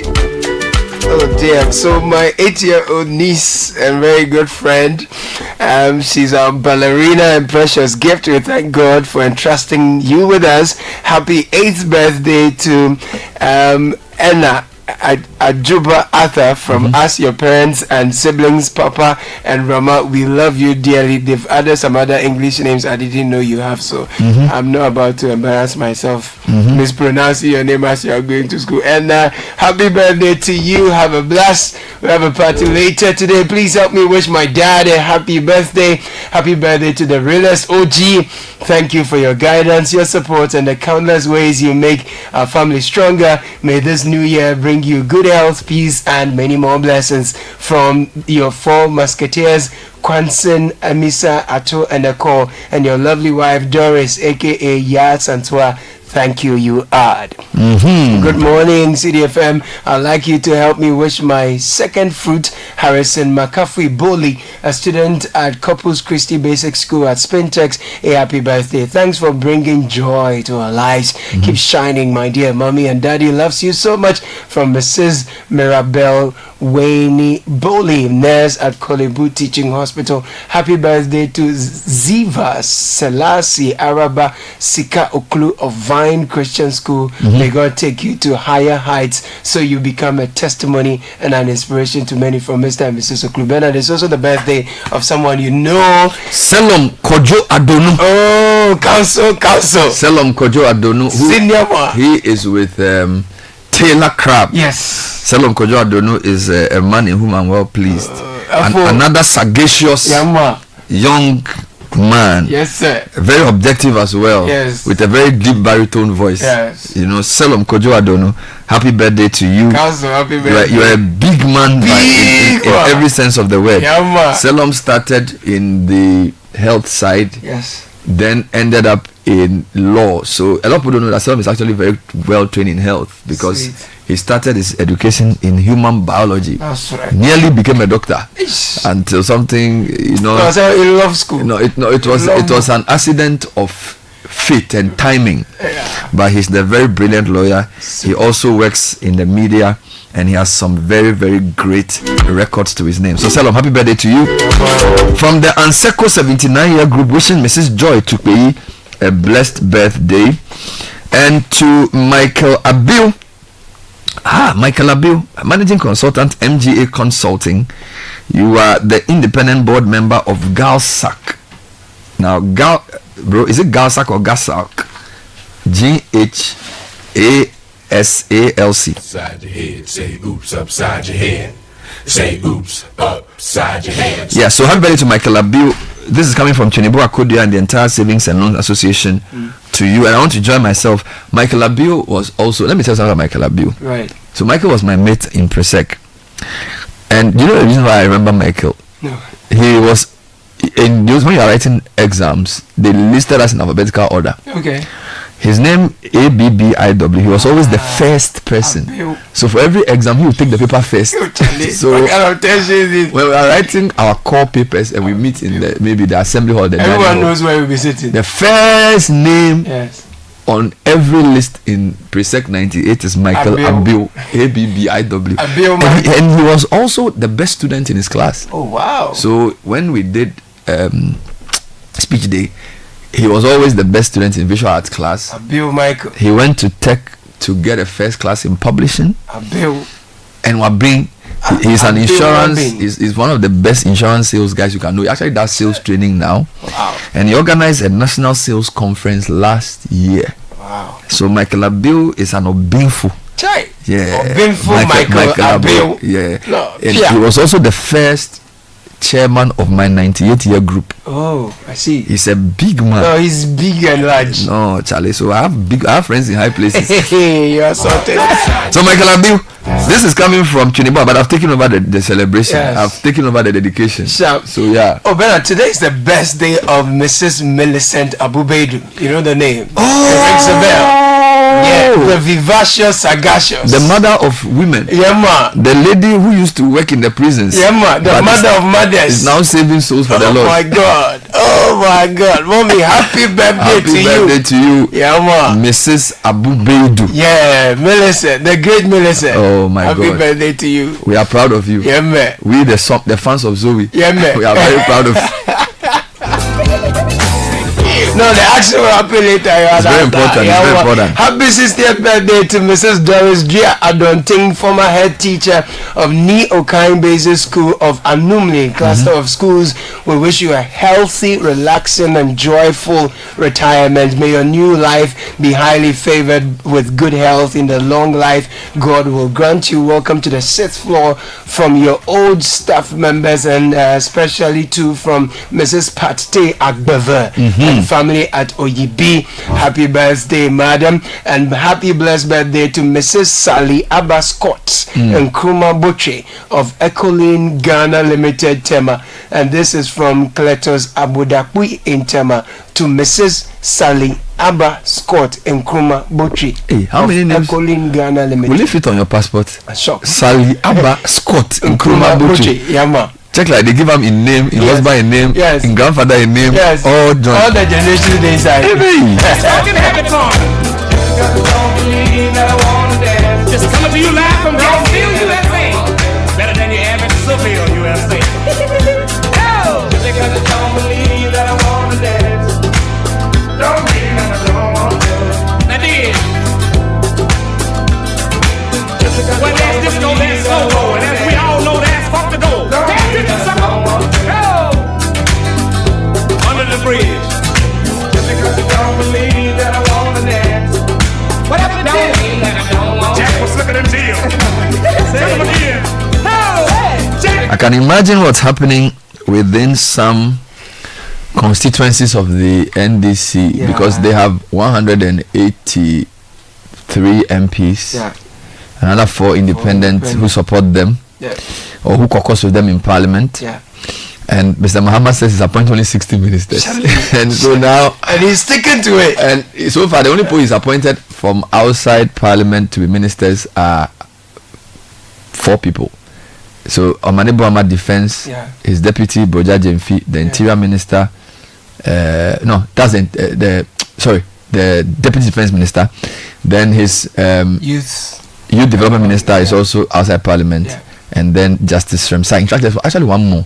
The Minister for Sustainability is a non-MP, although he's been MP before. Right. So basically, and then I think the Minister for Works and Housing. True. So of his 56, only 6 are non-MPs.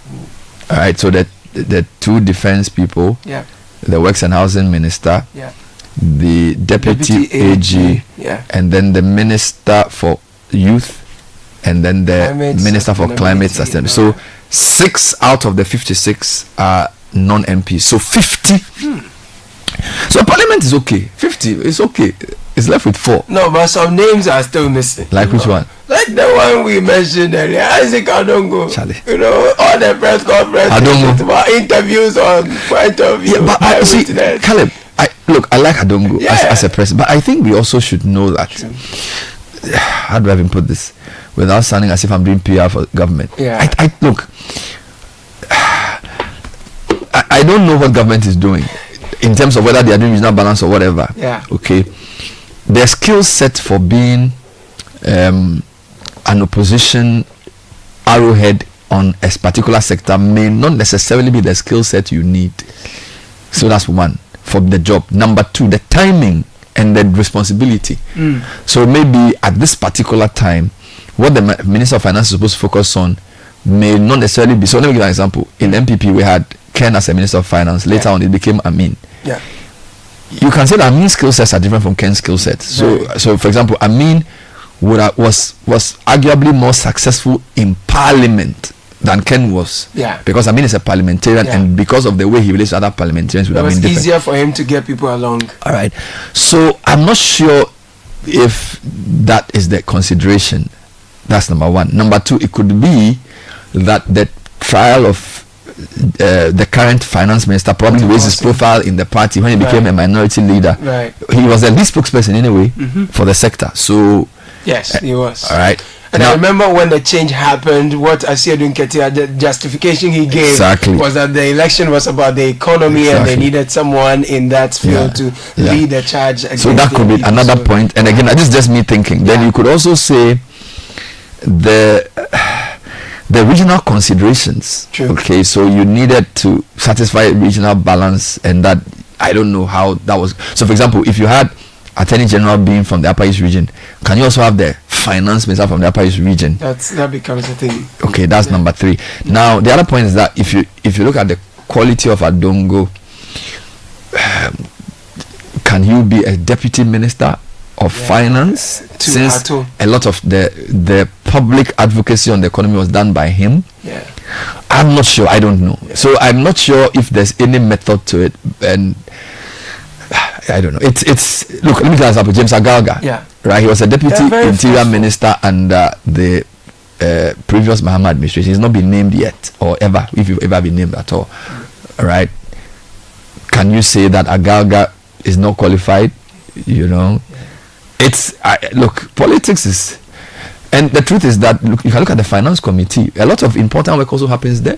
A lot of important work happens there. So you need strong people in Parliament. Let me give you an example again. Kweku Kwarteng. Kweku Kwarteng was the deputy minister in the first Akufo-Addo term. Then he became finance committee chair. Some argue that he actually did more important work as finance committee chair than he was deputy minister. Because a lot of times, deputy minister, you don't really do much. Finance committee, everything goes through you. Probing the stuff. All right, and it's a very important committee for governance. So if you want to help a man to govern, you can say, well, my job is to help you on the finance committee by scrutinizing what is brought to make sure it is kosher, and to make sure that we provide support for good programs.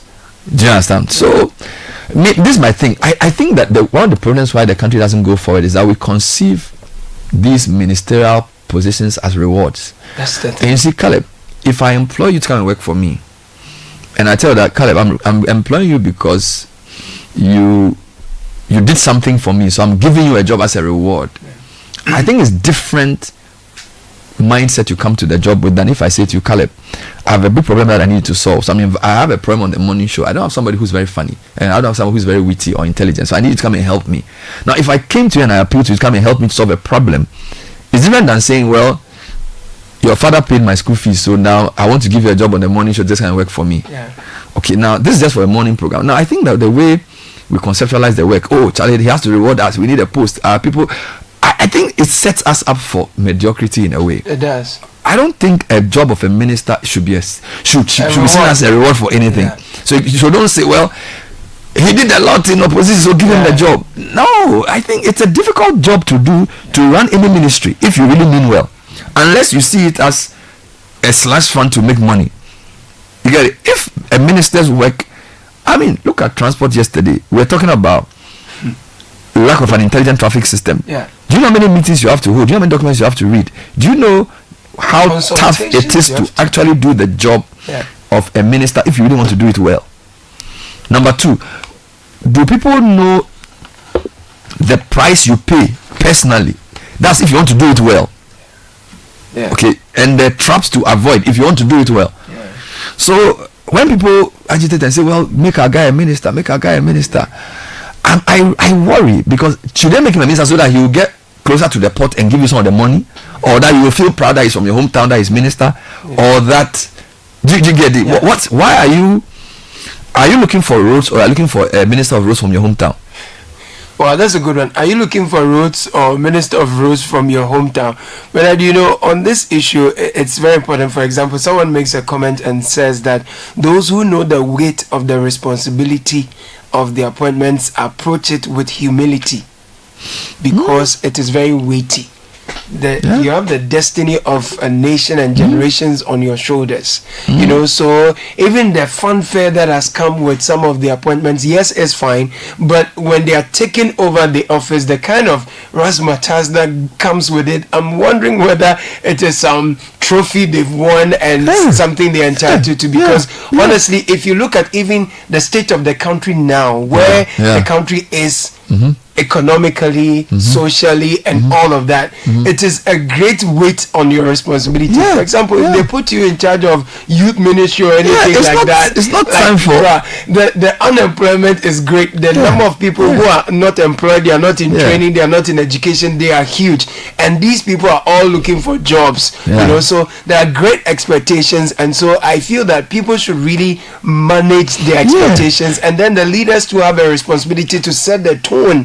Cut down on this celebratory thing. It's becoming too much, because a reset is not like, you know, and you are so right. It's like they will enter the office with cameramen and supporters following. We've come to take over, so people queue to vote for you to come and take over a job and come and rub it in our face that you've gotten a job. No, I think if you know that a reset is not basically removing one group of bad politicians and replace another group. That's not what it's supposed to be. There has to be a different mindset towards the task ahead. And as you rightly said, thank you for saying it, those who really know how tough the job is and who mean well actually don't want the work. I met somebody, I won't mention the person's name, and I was saying, hey Charlie, you've done well, they'll give you a post. Charlie, me, I don't want a post. I just want to do my private business. I said, no, you understand the sector well, so maybe if they give you the job, you should take it. I said, no, Charlie, I want to support elsewhere, because I know that if I take this job, I won't have any rest. Okay, so this is somebody who understands the level of the task. All right, and yet there are so many people who just lobby, and they just want to, you know, it's like, hey, my supporters are not happy. Anyway, I spoke to Felix Kwachu, government spokesperson, yesterday on a rare occasion of Voice Eyewitness News, and I asked him about the nominations. Here are excerpts of that interview. Well, we have no concern because we know that there are no substantive matters at stake. The minority is only interested in heckling him from millions listening to them. Dr. Johnson Esiama has stellar credentials that everybody knows. He has tremendous experience, over 2 decades of experience working at the central bank. He is a known economic and finance expert with significant banking acumen. He has worked in a previous capacity as the second deputy governor of the Bank of Ghana, and therefore is uniquely qualified to hold the position of governor of the Bank of Ghana. That is what President Mahama considered in appointing him to the position, and we believe that he will do a very good job. But for a sensitive position like the governorship, I'm sure government would have preferred that this happened noiselessly. This is not the best, especially being in the middle of an IMF program and also possibly looking to go back into the market if all things go well. This is not necessarily something you would, I don't know the word to use. It must be slightly concerning the way it started, isn't it? Well, but as I indicated, government is not concerned. The point is that all the stakeholders within the financial sector, the stakeholders in the economy, are people who are well grounded and know what exactly the issues are regarding the economy and the nation's finances. You know too well that political actors are wont to grandstand and dabble in all manner of theatrics as a way of furthering their own political interest. I'm not sure that any serious investor out there or any player in the Ghanaian economy would make decisions based on some issues that the minority are raising, which are not grounded, quite frankly, which are motivated by politicking for the sake of it. I'm not sure that any investment decision that is going to be made in the Ghanaian economy would factor that into the calculus at all. Okay. That is why I said that government is not concerned. The most important thing is that we are aware that the economy is in serious difficulty.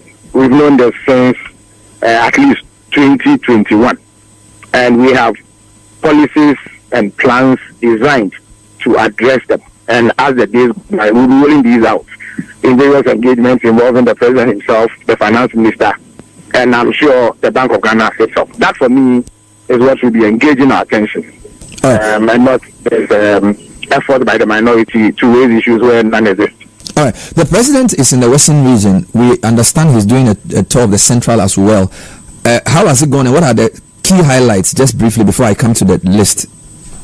Oh, yes, I'm actually with the president. We just left the Western region, precisely Shama, where a number of chiefs and people was addressed by the president. He seized the opportunity to thank the people of the Western region for the overwhelming support and endorsement they gave him in the 2024 election. But there's a region where the NDC swept 15 out of 17 seats available.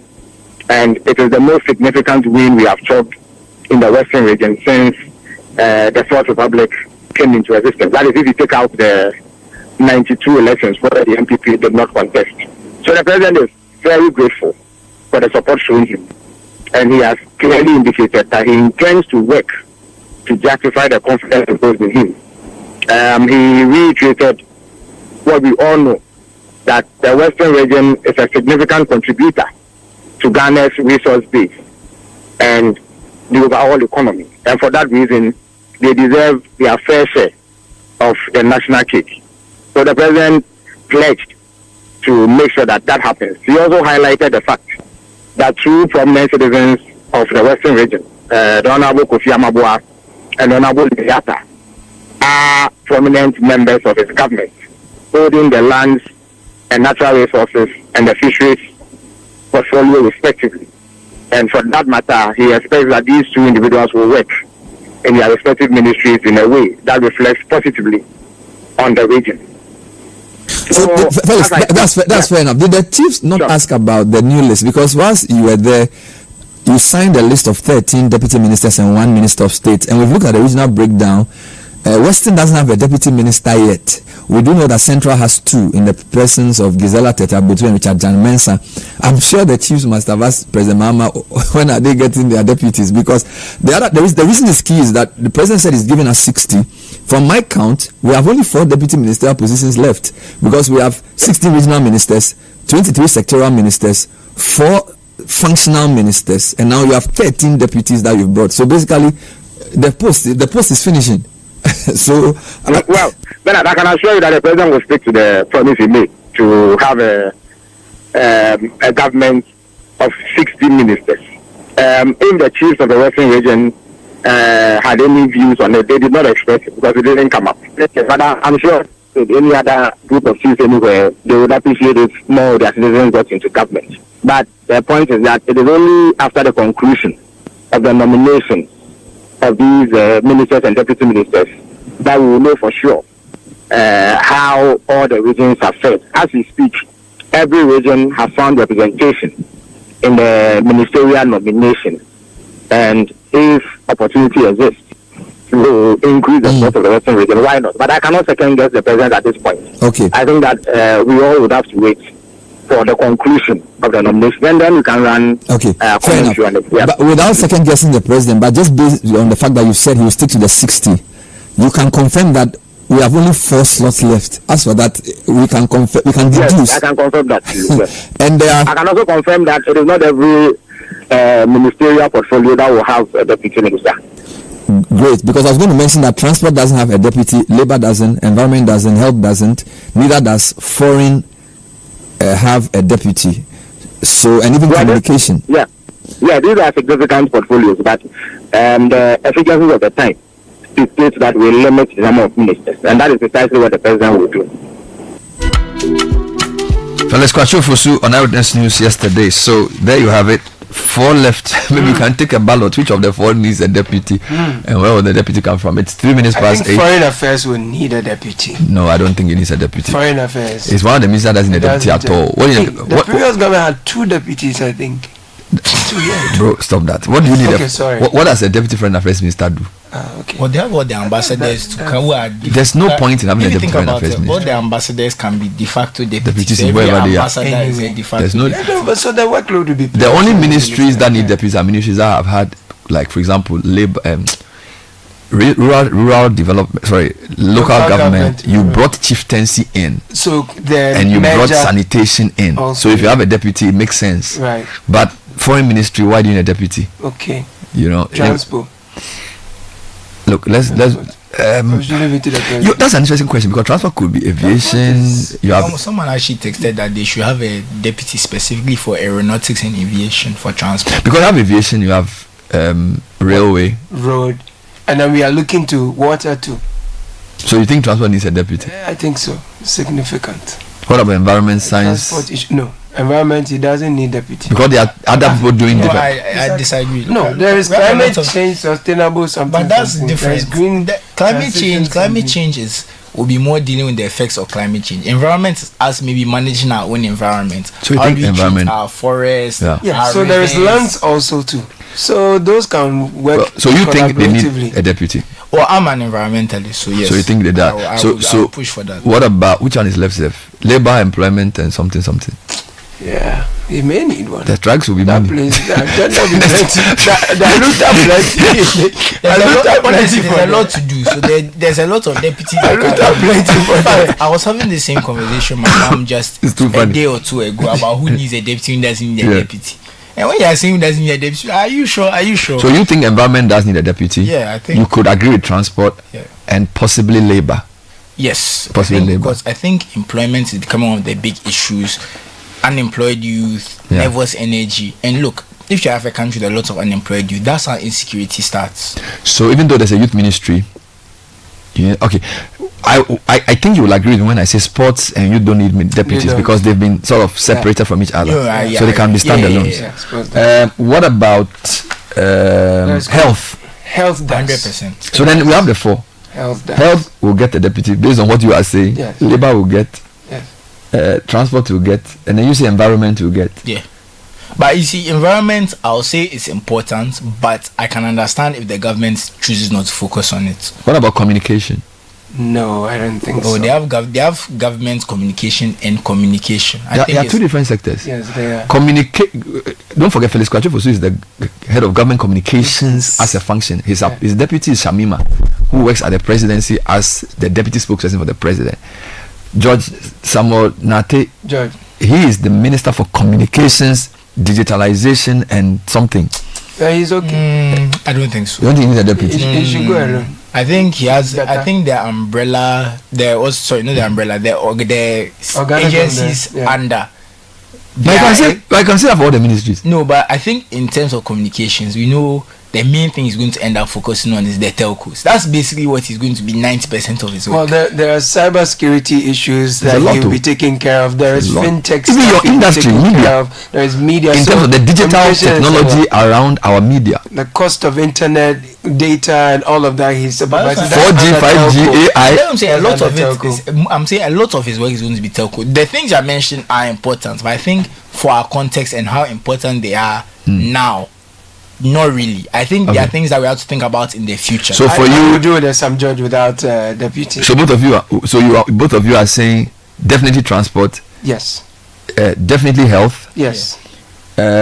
On environment, definitely labor. I say yes. Then the only one is the fourth. You say environment. I'm okay. You see, environment is what I would prefer, but if they don't get it and they give it to communications, so I'm okay. But you don't want environment to get deputy. No, I also very much align with having clean energy, good air quality, wetlands being protected, and all of that. I agree with all those conventions we've signed up to. But I think environment, there are a lot of agencies that are up and doing. If you work closely with them, you have a good coordinator at the ministry and all of that, you should be fine. So we'll ask listeners what they think as well. Let's bring tech and social media trends to the fore. It's brought to us by First Bank Ghana and Telecel. First Bank Ghana says if you're sending money to Gambia, Guinea, Liberia, Nigeria, and Sierra Leone, it's very easy. We do that through the Pan-African Payment and Settlement Systems, PAPS.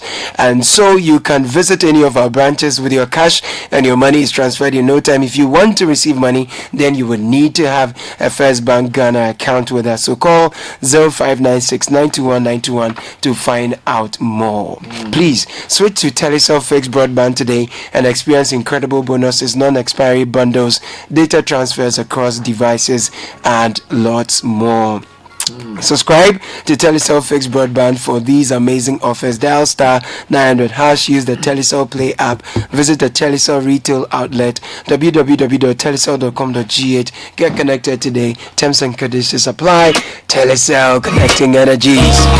Alright, so what's the trend? Well, as you know, when there's football things trend. So Newcastle and Isaac at the top of the trend. Charlie. I think Isaac didn't score, but for those who watched the game, amazing performance. He had us now. Yeah, Saliba and Gabriel looked very average against him. Very impressive performance. But so Arsenal also in their trends, Anthony Gordon. But they also So Arsenal is going trophyless again. Oh, but they're still the this was the one they were supposed to win. Champions League in the league, so don't worry. Stop it. Why you stop it? The league is over. Oh, don't say that. Don't say. There's a lot of time for things to happen. So let's see how I go. Look, we can't make a conclusive statement. I know as a Liverpool fan, you believe you win the league, but I have seen the promised land. But me, have not seen. I've not been initiated in the mysteries of the spirit. So I've seen the promised land. I've not seen them yet. So and there are some other trends. You know, usually when there's an upset, the teams that mess up trends. So Leganés held Real Madrid to a 2-2 draw in normal time. I don't know what the extra time result was. I wasn't really following. I think it was 3-2. Yeah, exactly. And the same for Leverkusen. They were down to Cologne, but they managed to. These are all cup games. Cup games, exactly. Score a late equalizer and then win in added time. So that's also trending. Now to basketball, another big trade in the world of basketball. This time, Miami Heat superstar Jimmy Butler, or former Miami Heat superstar Jimmy Butler, has been traded to the Golden State Warriors. Okay. He's been traded for Andrew Wiggins, the former number 1 pick. And so these are swaps. Yes, because in the NBA they don't transfer that way. They swap. They trade players, and their salaries have to match. They have all sorts of complicated things. So the Warriors, Butler, Wiggins, and all these things are in the trend. There's a lot of NBA trades going on. The Lakers made some other trades as well, which are also trending. They traded one of their rookies, Dalton Connect. He's also in the trend. So those are the basketball trends. Now let me bring it back to Ghana. We've gone outside, so we'll talk about Ghana. John Dumelo is trending, of course, being the most high profile of the deputy minister appointments. So there's people are saying a lot of things about him. You know, anything John Dumelo is a lot of news. I have a new name for him, Farmer Brown. You say he's Farmer John, so he's already taking the names. So. I don't go there as well. I'm seeing photos of him with his hand on his head. Like, ready. No, I'm not seeing him in the trends, but John Dumelo is trending. Yeah, John Dumelo is trending, and Hajj is trending, of course. The reduction of the Hajj fare. Is it a fare? It's a fare. It's a fare. Let's call it a fare. Yes, the reduction of the fare is trending, and also the issues around the old board leaving some debts. Those are also part of the trends. So that's kind of what is really going on. All right. Now, tech news, of course. You sometimes forgive me. Yeah, I understand. There's a lot going on. So In tech news, what another country has banned their civil servants from using AI. So this time in South Korea. South Korea have told their civil servants that they can't use AI, specifically DeepSeek. And you know, because of the China thing, South Korea and China, they are not too sure about China. So exactly, a huge US ally in South Korea, so they've banned their civil servants from using DeepSeek. Yes. And another thing, just on the technology side, Google have also joined a host of companies who are scrapping their diversity, equity and inclusion programs. Oh Lord. So that's in response to the changing tides in the US political space. A lot of these tech companies are doing that. So okay, that was taking some media trends.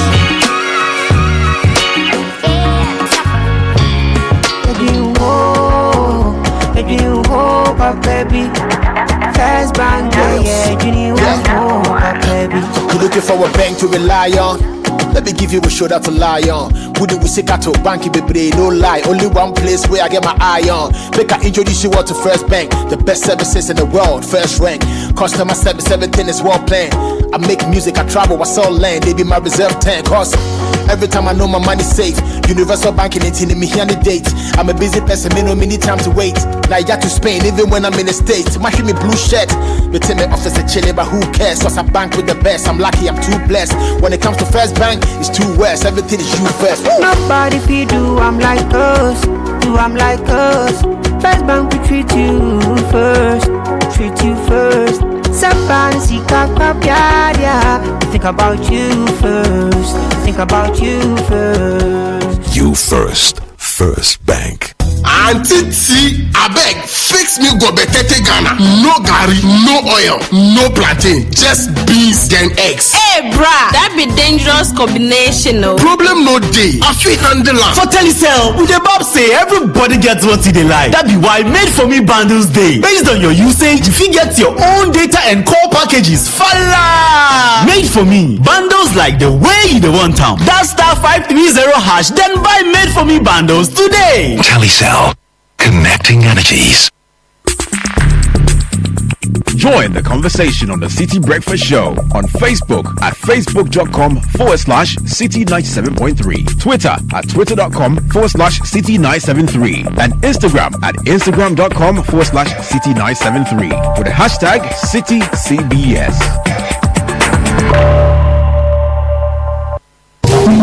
This March, we invite you to splash in the pool of cultural expressivity and soak yourself in the celebration of indigenous authenticity in our Heritage Month. Join us for the Heritage Month launch on Friday, February 28th, as we kick off a month of unforgettable experiences. Pack your bags for the Heritage Caravan, a week-long adventure across Ghana from March the 2nd to the 9th. Discover the beauty and history of our land. An opportunity to see Ghana in a more beautiful, and the people, the connection. Savor the flavors at the Back to Your Village Food Festival, a culinary extravaganza on March 29th and 30th. The millet tozafi, the corn tozafi, we have the tubani, we have the wache, we have the dawadawa jollof rice. We also serve the local northern beverages, that's pito and zonko. Taste the essence of Ghana. The first one I was here, the second one I was here, the third one I was here, this one and the fourth one. And it's not just a bazaar, it's a festival now. And I'm so excited because this is what we should be doing. Tune in to the Heritage On Air series on 97.3 Citi FM and Channel 1 TV. Each week, delve into what makes us Ghanaians. Owusu is a general account name. It's Dev's character. Owusu. So that is why the appellation is Owusu Eduam. You see, when an asante is Eduam, it means something that belongs to him. So Dev's character, he comes to you and grab you as if it belongs to him. Explore our places of interest, feel the rhythm of our music, journey through our religious history, and indulge in indigenous Ghanaian food. Join us to celebrate our heritage this Heritage Month, where every moment is a story. Only on Channel 1 TV and 97.3 Citi FM. Let's Mensa Saba, background, Sagin Ajete, and all who... At ShopRite, our low price promise is to always help you save when you need it most. Make every city count this January and save big on deals like 1 liter series 100% fruit juice for only 45 cedis, 99 pesos and 500 grams good start white oats porridge for just 19 cedis, 99 pesos. Don't miss out. Visit your nearest ShopRite and save more this January. Offers valid until 9th February. ShopRite. Lower prices you can trust always. Imagine waking up in a beautiful home you can call your own, or watching the value of the plot of land you invested in grow year after year. This 2025, Apollonia City is inviting you to start the year right by making a smart investment in property. Apollonia City offers high-quality real estate that is ever appreciating. At Apollonia City, the value is not just your home or land. It is also the area that surrounds it. Tarred roads with safe speed limits, drainage for even the most punishing floods, and neighborhood planning that ensures your view will never change. Choose any of our serviced or semi-serviced plots or any of our beautifully crafted homes and enjoy up to a 3-year payment plan. Call us on 0275 577 577 or 0542 777 222 and let's help you start the year right. This is the Citi Breakfast Show, the city's biggest conversation. The Citi Breakfast Show. Rise above the noise.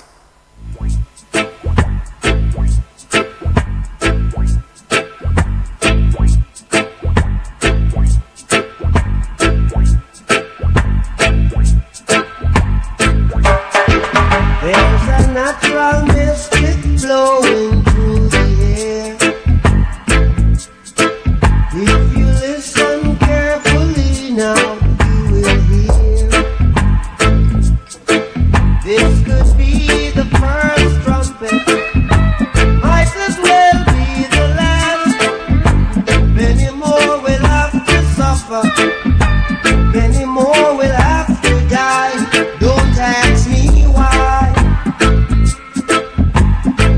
Things are not the way they used to be. I won't tell no lie. One and all got to face reality now. Though I try to find the answer to all the questions they ask, though I know it's impossible to go living through the past. Don't tell no lie. There's a natural mystic flowing through the air. Can't keep him down. If you listen carefully, 20 minutes past 8. you will hear. Which ministries deserve deputies? Which name do you think needs to be there? We'll talk about that shortly. But are you ready to drive innovation and take the next step in your career? Apply for SIC University's master's program, which combines world-class education with African relevance. Regardless of your career aspirations, an SIC master's program equips you with the skills, ethics, and networks to lead boldly. Applications are open for our 2025 cohort. Learn more at ashesi.edu.gh. So where are you headed? Are you shopping at the mall or buying fuel for your car? Are you enjoying your favorite meal at a restaurant or getting home essentials at your favorite shop? The SG Visa card is your best option to make payments for goods and services online anywhere with a point of sale machine. Enjoy a world of amazing opportunities with the SG Visa card. Go about your business anywhere in Ghana with the comfort and security of your money available to you always. Call 0302214314 SG Ghana. The future is you. Code Train Africa is Ghana's premier software engineering and design training program, empowering hardworking individuals to take their place in the tech scene globally. For the past 7 years, we've trained over 700 software engineers with an 89% job placement rate within just 6 months after graduation. This is with both local and international companies. At Code Train, we don't just teach coding, we prepare you for the real world. Our practical bootcamp model gets you working on real life projects that solve problems for both local and international companies. For more information, for admissions which are open now, Go to codetrainafrica.com. We offer 2-year professional training programs in software engineering and UX design training at our East Legon campus. Call 054-579-2397. Code Train, your pathway to a high-paying tech career. And if you're looking for litigation free land, please call us. Royal Kingdom Estate, we are ready for you. We specialize in land acquisition, construction, and all that pertains to property management. So much more. We have properties in prime areas like Ebri and Accra. We have land starting at 90,000 Ghana cedis, and we offer flexible payment plans, affordable homes ranging from 2 bedrooms and premium furnished apartments for short rentals in East Airport. We are at Cantonment, opposite Soul Clinic. This is the number to call: 055-755-909 or 0272-778880. Send us an email, info@Royal Kingdom Estate. Royal Kingdom Estate, we're building communities and nurturing dreams. My people, Thursdays are now extra special on MTN. Yes, your Thursdays just got more exciting because from now on you get a nice 25% discount on your first data bundle purchase of the day when you bundle on my MTN app or use *138#. This is every Thursday on MTN. MTN is saying that's not enough for a lovely customer like you, so they are offering a free extra movie ticket when you pay with Momo at the Silverbird Cinemas at the Accra and West Hills malls. For those of you wonderful people in the Great Garden City, Kumasi, you get free tickets at the Golden Cinemas in the Kumasi Mall. If you ask me, I think your movie dates are sorted from now on. Now this is what I call a sweet deal. So set your reminders, bundle on my MTN or *138# and make the best of your 25% first data bundle discount and visit the cinemas. Use Momo and get your free extra movie tickets on MTN's Yellow Thursday. Reality now. Though I try to find the answer. And I'm sure you guess why I'm playing this song. The greatest musician in my view of all time. Yes, sir. Is Bob Marley. So me a role. Of course, of all time, it's a very curious descriptor to use because there are some times you haven't even lived in to know. So it's a bit arrogant for me to say the greatest musician of all time. In my opinion. So in my time, which is funny because he actually died 6 months before I was born. Ooh. So actually, he died very young. Yeah, he died very young in I think 1981. He died in 1981. But today's his birthday. Yeah. He died in May. He died in my birth month. But May 11, 1981. 9 days before I was born. Oh dear. But he was born on February the 6th. He died in his 30s. Yeah, he's 36 when he died. Yeah. You like Bob Marley, don't you? Oh, big fan. Correct guy. You like Bob Marley? Yes, please. Yeah. If somebody doesn't like Bob Marley, I question their motive in life. Of course, if you haven't exposed to it, you wouldn't know this. But I feel like he has a song for everything. I think his music has survived very well, considering how young and how long ago he died. Yeah. It's crazy that his music is still something that's like when people mention reggae, he's one of the first names that come up. First. Yeah. First. Which is your favorite Bob Marley song? I shot the sheriff, but the live version. The live version I like. But not the non-live version, but the live version I enjoy. You don't like the studio version? No, I don't know. The live version. The live version, he took it to the next level. You know what I'm talking about.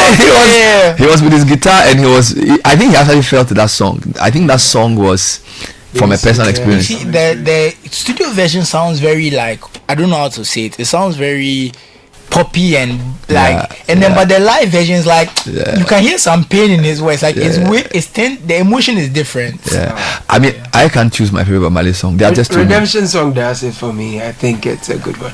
That's a good song. For me, I can't. Like you probably have to ask me which is my favorite song on which album. Right. Because there's too many. Oh no, I know that my favorites. That is 100% my favorite. But there are lots of songs I really like. I'll say Exodus is also up there. Exodus is great. Exodus was 1970 UK.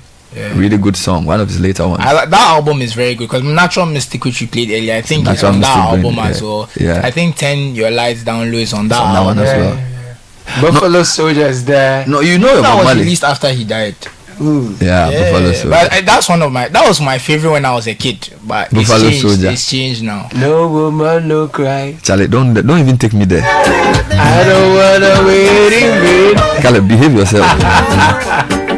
Alright, we're going to read a few messages on the appointments and the whole thing about disappointment and that kind of things. Because, for example, I read a story today from one website that Adongo had said to his people that they should just relax. Down. You know, JM is in charge. Yeah, man. You know, there's another story I will deal with. It's a very strange story, the SIC thing. But I need to get the other side because I don't want to just run with just one side of the story. Because we've spoken to James Sajini Boateng, who has made some very serious claims about his office has been locked, he's not been able to enter. Now we are told that the immediate past or the outgoing MD has instructed the lawyers to file an action. So she's actually sued the company and the incoming MD. So it's taken a very different twist, and we'll probably touch on that briefly. It's the storytelling in this song that does it for me. But I swear it was in self-defense. He speaks about Sheriff John Brown. Freedom came my way one day, and I started out of town, yeah. All of a sudden, I saw Sheriff John Brown came in to shoot me down. So I shot him down, and I said, if I am guilty, I will pay.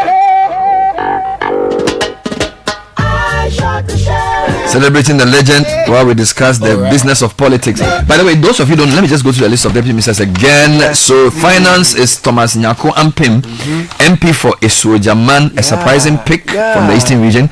Interior is Ebenezer Oklete Telabi. I wouldn't really say a surprising pick because nobody knew who was being penciled for that role. So you can say it's a regular pick. He's been deputy minister in the previous government. He's been a minister before. He's MP for Manya Krobo.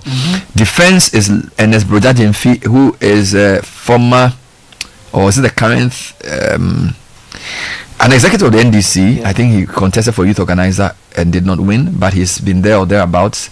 So in the Ashanti region, defense deputy. Education shouldn't be surprising. Dr. Clementa Park. Doc. He's actually a linguist. Oh, what was his? What's the area? Archaeology. Archaeology. Yes. Okay. He was a station manager at Radio University. Vandal. So Clementa Park is a deputy. Although Peter Notukotoe may have a thing or two to say about this, because he has also been quite visible in the education sector as the ranking member.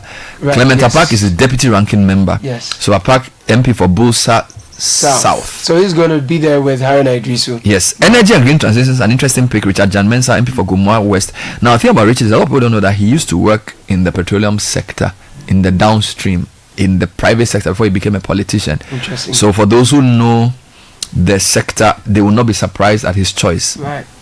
Energy. So, because I do know that he was involved in petroleum and energy before he entered politics. Right. Roads and highways, Alas and Sweeney is not surprised. I was actually thinking Sweeney would go to lands because of his work on the he's been on the parliamentary committee. Yes. And he's also led actions on this forest thing. Yes. He and some other MPs have even tried to file a private members bill on this forest reserves being converted and that type of thing. Yes, I remember when the former lands minister was doing the rounds around the western region. We were on that trip and he was there as well. Very vocal on but I actually think it's a good pick because you know, one of my frustrations with the Ministry of Roads was that we were not getting a lot of engaging interviews with the minister, and the ministry is quite technocratic. But I feel like because roads have become so important in our public discourse, you need people who are public facing to explain things, to go on, carry journalists around. Let's engage the contractors. Let's talk. You know. So I hope Sweeney brings that open vibe. Because this minister is an architect. He is also fairly media friendly. So I think Sweeney will help him. On that note, let me say good morning to my former, our friend, not former, but our friend, I'm talking Terminator, it's been a while, The indiscipline in Parliament, I wish to hear him say something, Caleb, behave. So we are talking about the former Minister for Roads. Good morning to him. Very interesting pick for Attorney General's deputy. Justice Shermsai. Not a known politician, not an MP, also an academic. Of Ghana. I'm very excited about Justice Shermsai because I like his ability to distill. You know, I don't like legalese. You know, you're like me. We don't like people always. The Constitution, the standing orders. You know, he doesn't do that. He just basically comes and says, "Look, let's make this very simple." Yeah. Then he breaks it down, and I like this. Yeah. And I think because our society is very litigious. Look, if you do a breakdown of the news items we do, probably 40% law courts. Everything court. Our policy is dominated by law people. So, if you have an attorney general or deputy who tries to make things sound simple, I think it's good. I'm not sure if you have enough time to be doing those things because you know he writes a lot on Facebook. Yeah. But once you become a deputy attorney general, I don't know whether he's going to continue. So we'll see. But I think it's an interesting pick. Yeah. Because he's seen as somebody from outside, even though he's actually inside. Yeah. You get a point. So he's not. There was actually I had a wild card for deputy AG in my head, but I guess they didn't see Nick Bako Samoado. Oh, I mean he's a professional litigant. I like the guys. He loves litigation. Yeah, so I actually had him as a wild card for the role. Yeah, so that he'll be doing the court stuff a lot more. Yeah, because I see that. I've known him for years, and I think he was born in a court. Because Nick Papo. When he's in the studio, you can hear the whole building is coming down. Good morning, sir. Nick Papo Samuel, but I have to say, I'm surprised tourism got a deputy. I felt that was on the place. I discussed with my mom. I said, she said it's important. Tourism is, and you see, it's tourism, culture, and creative arts. Wait, it's big. I don't think we should conflate importance with need for a deputy. Okay. I think need for a deputy has more to do with workload. Okay, I'm saying the work is significant. Every ministry is important. It's important, yes. I think or it wouldn't be there. So maybe the way you should look at deputy is whether the workload, so that you need someone to be deputizing and taking part of the work. I think tourism, looking at what tourism has done for us, we can leverage it much more. And in terms of the significance, we need all hands on deck there. So I think tourism is starting to become a net negative, actually, because you have to remember that the way these things is, it actually ends up pricing locals out of some of these things, especially when our currency is doing so badly. So all these people come, and now people start pricing their stuff for tourists, meaning that a lot of the year, if there's no tourists, people can't enjoy their facilities. It actually starts to affect. That's an interesting point. Yes, because think about hotel prices, for example, in Accra. Hotel prices in Accra are ridiculous. If you are someone who travels a lot and you've been to other places, you know that hotel prices in Accra don't make sense. Yes. So it means that if anyone, let's say they are coming from anywhere else in Ghana, wants to stay in Accra for maybe a weekend, and they want to get a hotel, they price out the locals. Yeah, so it can actually become a negative depending on how you manage your tourism. And I don't think we manage our tourism well. They say it's the charges. When you ask them, they say the reason the taxes. They say the charges and the taxes are high. But I take your point, because the tourism industry is can be anti-local. For example, locals can't travel to many places because they can't afford hospitality in those places. So if I took you to say Marley National Park, many people cannot afford Zena Lodge because it's priced with the foreigner in mind. It's not priced with you in mind, and that's what has hampered domestic tourism. So he and his minister have to think about unraveling that, whether it's the costs and the taxes that you have to reduce, because I think that there's a lot more to be gained from domestic tourism than just foreign tourism. And if locals can afford it means the foreigner can definitely afford it. And so they should work on volumes and not on value. So it looks like the tourism industry, they can have a hotel, 4 people come a week and they are okay. But if you had more people coming through, I don't know. And that's even how you get more jobs and that kind of stuff. So I feel like our tourism industry, we are not running it right. We are making money off it, but I feel like we could do a lot more, like you said, because domestic tourism seems to be completely ignored. And that's why we are here. We talk about which parts of the country have people been to, and people they haven't really been much out of where they live, or where they move somewhere to go and work. But do we know much about Yusuf in terms of his interest in tourism, or his I don't know. I haven't heard him in the conversation on tourism yet. what I know is that he's MP for Ayawaso North. Yes. And he's vocal on certain kinds of issues. I stand to be corrected here, so maybe I should be. I haven't heard him comment on. But I mean, most of these people who have been appointed haven't commented on these roles until they were given the job. So whatever. Just a quick point on the tourism thing and how it can be progressive or something. It's a thing we did in tourism class. I mean, somewhere in geography, and there are some nations where the citizens actually protest mass tourism because they say it also hampers their culture, in the sense that when you have a lot of foreigners come in, they come with their lifestyle, and some of them can be, contrary to the kind of life that they live and all of that, and truthfully to a lot of the things can be, the locals can be priced out of many of the things. But whilst I take that point, I think local tourism has seen a boost in the last couple of years. You find a lot of people traveling Ghana, seeing Ghana, doing things in groups. You're right. When you look at there's the data they shared from the Ghana Tourism Authority where they showed us the most visited places. So, for example, the most visited place in Ghana, can you guess? Was it Ebri Botanical Gardens? Yes, and that is usually local tourism. It wasn't foreigners. Ebri Botanical Gardens is patronized by a lot of locals. So I think that if they can find a way of doing price differentiation, locals must pay less. So if I can show my Ghana card, actually they do that. Every place I've been to as a tourist, and I've gone there. Some of my family are from other parts of the world and that kind of stuff. There's a Ghanaian price and there's a foreigner price and that kind of stuff. So that one is there. And we even mentioned it on the Kwame Nkrumah Mausoleum that there's all of those places they generally do foreigner price and Ghana students, adults, exactly. They have some way they do it. So that one is already there.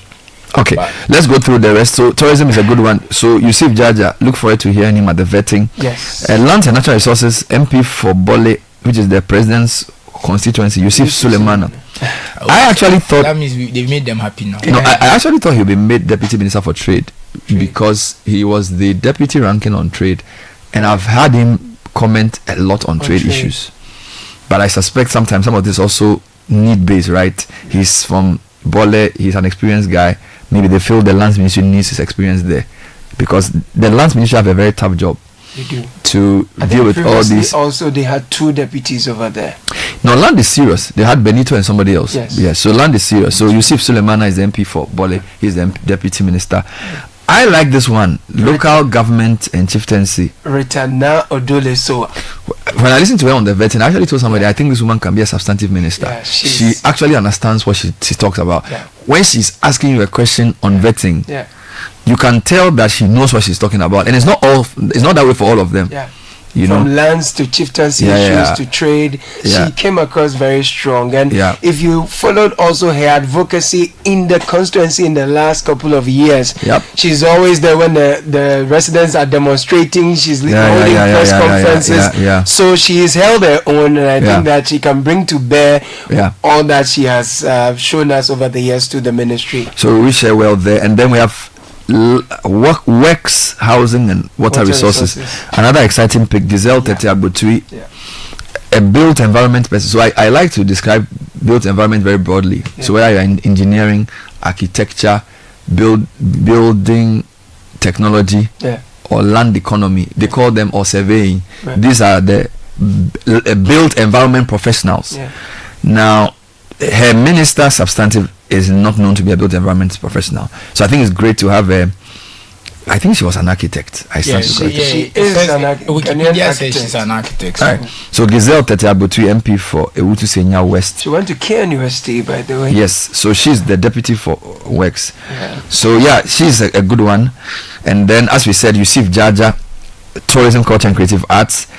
And then initially when I had John Domelo for Agric, I gave a double take, but I thought about it and said, you know what? If you watch his social media posts, he sells himself as a farmer. I even think that in making young people find Agric to be quote unquote sexy. Yes. He's the poster boy. He's actually pushed because he always is showing his plants, his animals, in his farm. He brands himself as a farmer. Outside the things he goes chilling with the students and things he was doing on the campaign show. His branding now on social media, people don't talk about his movies and stuff. It's a lot about politics and farming, and his main thing right now seems to be farming. And don't forget, he's also done processing of some of the things that he farms also. So he's been doing some process just ginger here and there, and a lot more advocacy with respect to that. So it's an interesting pick. You can. It's a high-profile person in Parliament who won a very competitive seat, and obviously the president likes him, the party likes him. The regional ministers, the regional chairman of NDC told me that on the morning of the voting, he went to John Dumelo's constituency again to go through. They really wanted him to win. Yeah. And I think they see he's bringing youth into the party. Yeah. I think that youth in agric is a big thing. It is. If he can be deployed to get young people interested in farming, I think it would be a good thing. I think it would be a good thing. So we wish him well. And then finally, Samson Ahi. I actually thought Samson Ahi would be a substantive minister. Okay. So I was shocked that he was not given it, because he's one of the most experienced MPs in the House, about 5 terms. He was deputy for Works and Housing. Yeah. And if you look at, well, I guess because somebody from that, the region is small. So for regional balance sake, you can have two. You have only 60 ministers, and you may not be able to have 2 substantive ministers from Western North. I guess that's probably the only reason why he wasn't made a full minister. So he's going to support trade, agribusiness and industry, which is a very big ministry. So I guess his experience helps with Bernard, the on that minister. point, let me take you back to a point you made earlier in the year about having seasoned, experienced former ministers playing roles in the regions and sectors. You see, so if you have someone with the kind of experience that Samson Ahi has, doesn't necessarily have to be a minister. If you have someone like Isaac Adongo, for example, they have all these experience that they've garnered over the years. But we are saying that the real game, the real issues are the local government level. Of course, these are MPs. But if you're looking for some of the seasoned, party people, and we are looking for results translating the government's policies and promises. So not all experience will be ministers. Exactly. So we should not expect everyone to be minister, especially when we are saying that this is at policy level. But if you want to see execution and implementation, that's on the grounds. So let's read some comments. Okay, so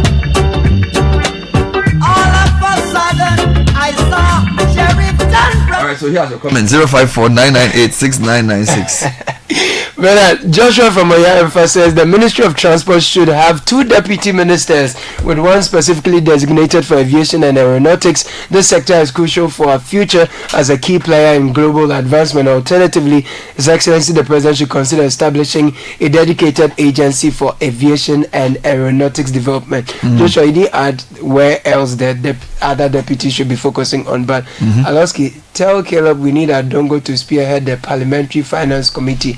That one to be key. Okay. Alright. Good morning, Bernard. I'm excited about the nomination of Honorable Thomas Ampim Nyako, the Honorable MP for Esojaman, as Deputy Finance Minister. And as much as I would have wanted Honorable Adongo in that ministry, I believe the nominee is very capable of delivering his services. I'm also happy about Honorable Farmer John Seto Dumelo's nomination. It's about time we started fielding people with practical know-how at some critical sectors of the economy. Lastly, I think Honorable Adongo should be made the chairman of the Finance Committee in Parliament. I don't think it's a lesser position to occupy. This is John, the boat driver inside Akwetema. Talking about people who know their stuff. Ben, I thought the former agric minister was a very... Who's this? I'm talking about Dr. What's his name? Riakoto. Oh! Yeah, he knew so much. He came, there was a lot of expectation and everything. Where are you going with all of this? Okay, it's fine. Where are you going with all of this? Just stay focused. No, you see, it's betting. There's a lot of talk about cocoa, and there is a cocoa farmer. His father is a renowned cocoa farmer. After all that, when I think about cocoa, Charlie, you know what? It's okay. Let the man, let bygones be bygones. Caleb, this is not. What's the name of his TV? Back pitch. I apologize. This is not back pitch. I apologize. Stay focused. Aloski and Caleb, good morning. I am fully aware that not everyone will get an appointment. However, 2 irrefutable names must be considered as Zaneto Ajiman Rollins. You say Zaneto MP. Asin South you add. I think JDM should do well to sort them out. So let me say something about that. So I think that some potential minister nominees have become victims of regional balance. Yeah. All right. Yeah. So, for example, people keep talking about Zaneto Rollins for a role. Yeah. Greater Accra is a difficult region for any government because if you are let me make it easy. If you are an MP from the Volta region, you are essentially likely to be from the ethnic group from the largest ethnic group there. Yeah. All right. But Greater Accra, there are so many MPs who are not Gas or Gadang based. Yeah. So, and usually the Ga caucus of the party will be, or the regional caucus will be basically saying, look, pushing for their own. You get that point. So if you are MP for say Medina, you know, Amadou Sorogo at the time, he was not a minister. Yeah. So I didn't expect Francis Xavier to get a post. So I think that affects places like Ashaiman and all of those, because if you are going to give somebody a post, so you have Namo Molate, Krowa, Rita Dofolesowa, Dade Kotopon, Samonate George. Ningo Pam. You follow the logic. So you see Jaja, fine. NDC is strong in the Zongos. So if he's MP from Mamobi, make a minister, it's not a bad thing. But in John Dumelo, of course, he appeals to the urban youth. But it's going to be tough for another one to come from Greater. So I think that plays to Zaneto's disadvantage because he's MP for a coastal community. But you also have promised to have more women there, and out of what you just brought, you but she's not the only woman. So that's what I'm saying. So if you talk of health, I get it. So you can say there are quite a number of people from there, and you don't even need to be a doctor to be a health minister, because the ministers of the doctor. Yeah, that's but true. Even in that same breath of a Zaneto, if you're looking for women, then there's Ayensu too. There's Ayensu Dankwa, and then there's even Titus Bayo, who's the former GMA General Secretary MP for Lambusie. You see, so I feel like people like Zaneto may become victims of regional regional equations. Well, that is true. Which may not balance. Affirmative action. But you see, I also feel like when we are sitting here saying this person is minister, why? That's is a good because question. We see them? That's a good question. Is it because you know what they can do? Exactly. Have you worked with them before? Well, why not? JM, you don't know the people. JM and the party people probably know them better than we. So if they don't give them a ministerial position or appointments, they probably have their reasons. The truth is that some people have created a media following. Some of them have done advocacy. Let me give you an example. When Ano Elita was made Minister for Gender, a lot of people in the media were excited because even before she became a politician, she had worked in that area. You understand? She showed that she was interested in gender, children, and women's affairs. And in my view, she's probably the best we've had in that space. You get the point. So you can understand when people lobby in a certain sense for certain kinds of people, because they say, look, in this Ministry of Gender, you need somebody who has, because it's a difficult work. So I can say that for some of the roles, it is justified. But I agree with you when you say people shouldn't just assume that because somebody is popular on social media and the journalists like interviewing the person would be a good minister. Because minister work is not just interviews. Minister work is not necessarily interviews at all. All right, and that's why they have PROs. All right, for example, the guy who's the Minister for Works, I've never heard him give an interview before. True.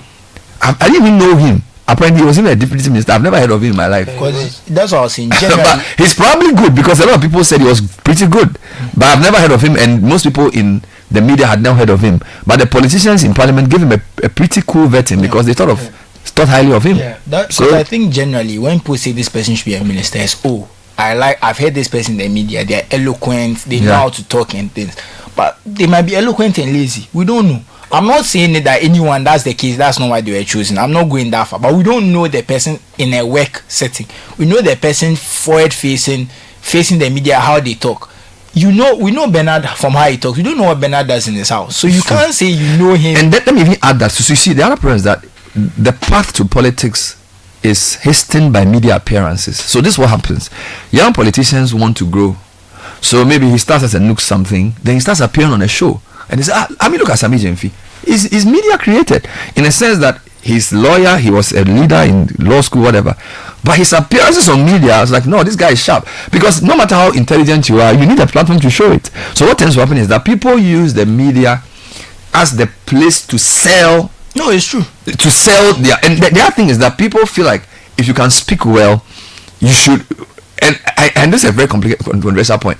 Generally, this is not a universal fact, but generally, if you can explain things cogently and logically, it sort of hints the way your mind works. So Do you understand my point? So, and this is so because a lot of these guys are either lawyers or whatever. Yeah. So if the person speaks, also, the guy, if he's this intelligent, but you are right.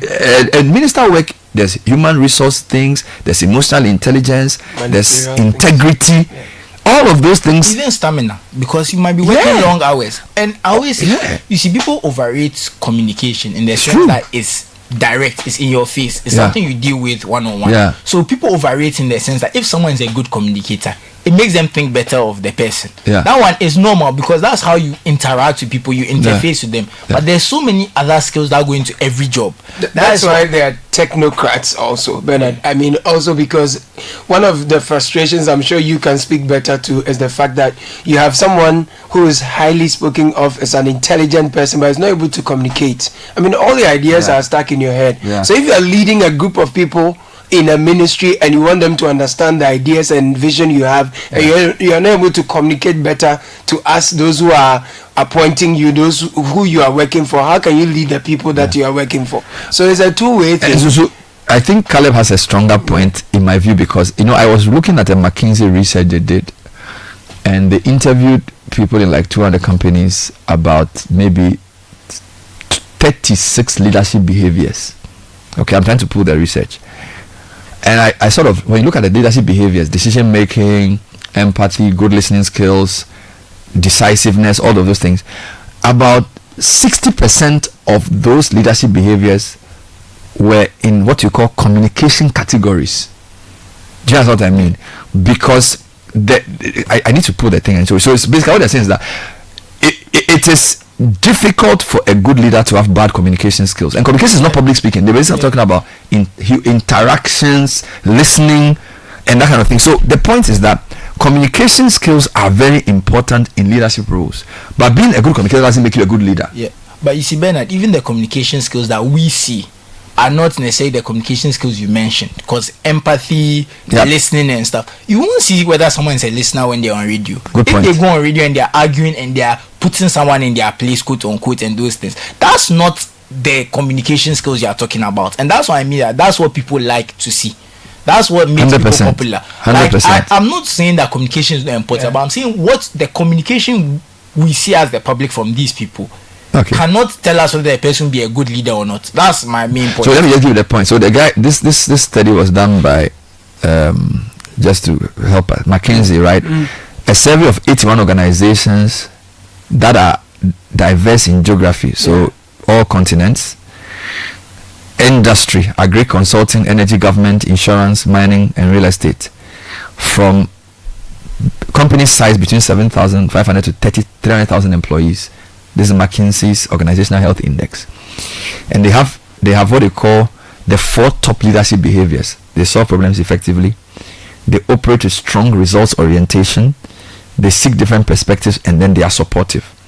Then under each of these 4, they give you 4 sub behaviors. So for example, solve problems effectively, they champion desired change, they develop and share a collective mission, they give praise, they offer critical perspective. And on the second point on results orientation, they clarify objectives and rewards and consequences, they differentiate among their followers, they keep groups organized and on task, they recover positively from failures. In terms of the perspective side, they said they communicate proactively, prolifically, and enthusiastically, they facilitate group collaboration, they make quality decisions, they remain composed and confident in uncertainty, they also support it, they develop others, they foster mutual respect, they motivate and bring the best in others, and they are role model. Now when you distill these points into, a lot of them are they are interpersonal skills. So I take your point on, and the other point is that our society has changed. We're in a social media world where, like John Dumelo now, most people don't know he's a farmer, but he's managed to market farming based on his social media skills. All right, so that's also an important part of governance, because it's not just about making sure that people get the fertilizer, but it's also about making people understand what government is trying to do with the agric.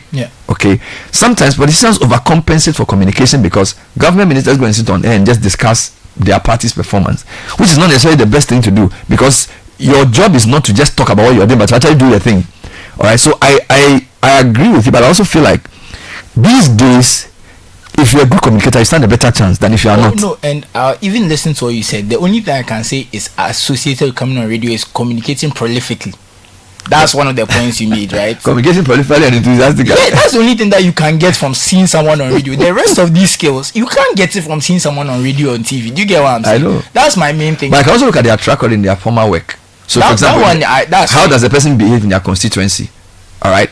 If the person is an MP, how do they organize their constituency? That one is fair. But even then, unless you're a constituent or you're paying close attention, which a lot of people are. Or what's their previous work experience? Yeah. That's what I'm saying. It's more so that a lot of people are not paying attention outside the radio and TV. That's more what I'm talking about, which is understandable. We are busy. Like, I can't say that I'm going to monitor every MP what they are doing in their constituency and things in that way. No, so that's fair. But I'm just saying that it's the perception versus what you actually need. When some of the names come, I mean, we all say what we know about them. Some are our classmates. Some of them were your classmates, Bernard. Some of them you know through work experiences with people have interfaced with these ministers. Like people always say, the leaders we have, they come from among us. So when people say, oh, they have confidence in this one or they protest someone, it's also because we know them, we live with them, and we've seen how so when people often complain that, oh, when people get into politics their life change,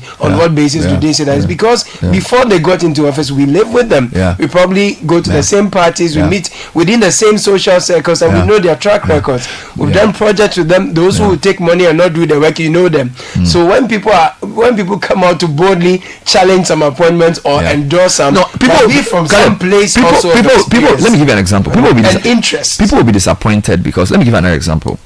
You remember when we did the program on Polugu Dam? Yes.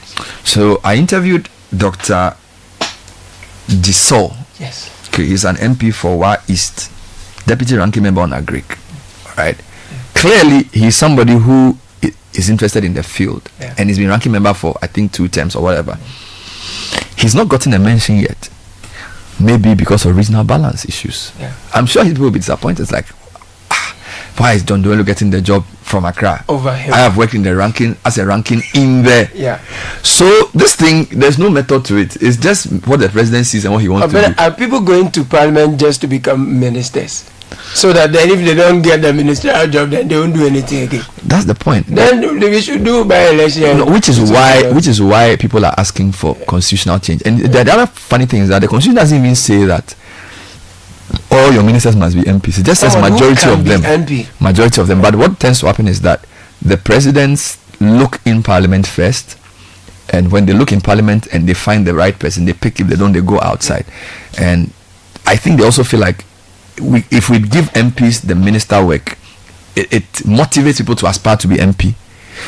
But some people feel like it reduces the MP's focus, so he becomes a minister, he doesn't do his legislative work well. I don't know. Here are some more comments, by the way. Right. So this one says, good morning, Bernard and Jim. I think health is the only ministry that needs a deputy. Data has proven we can run this country with 30 ministers. This is what Ghanaians are looking at for. Where's the data from? I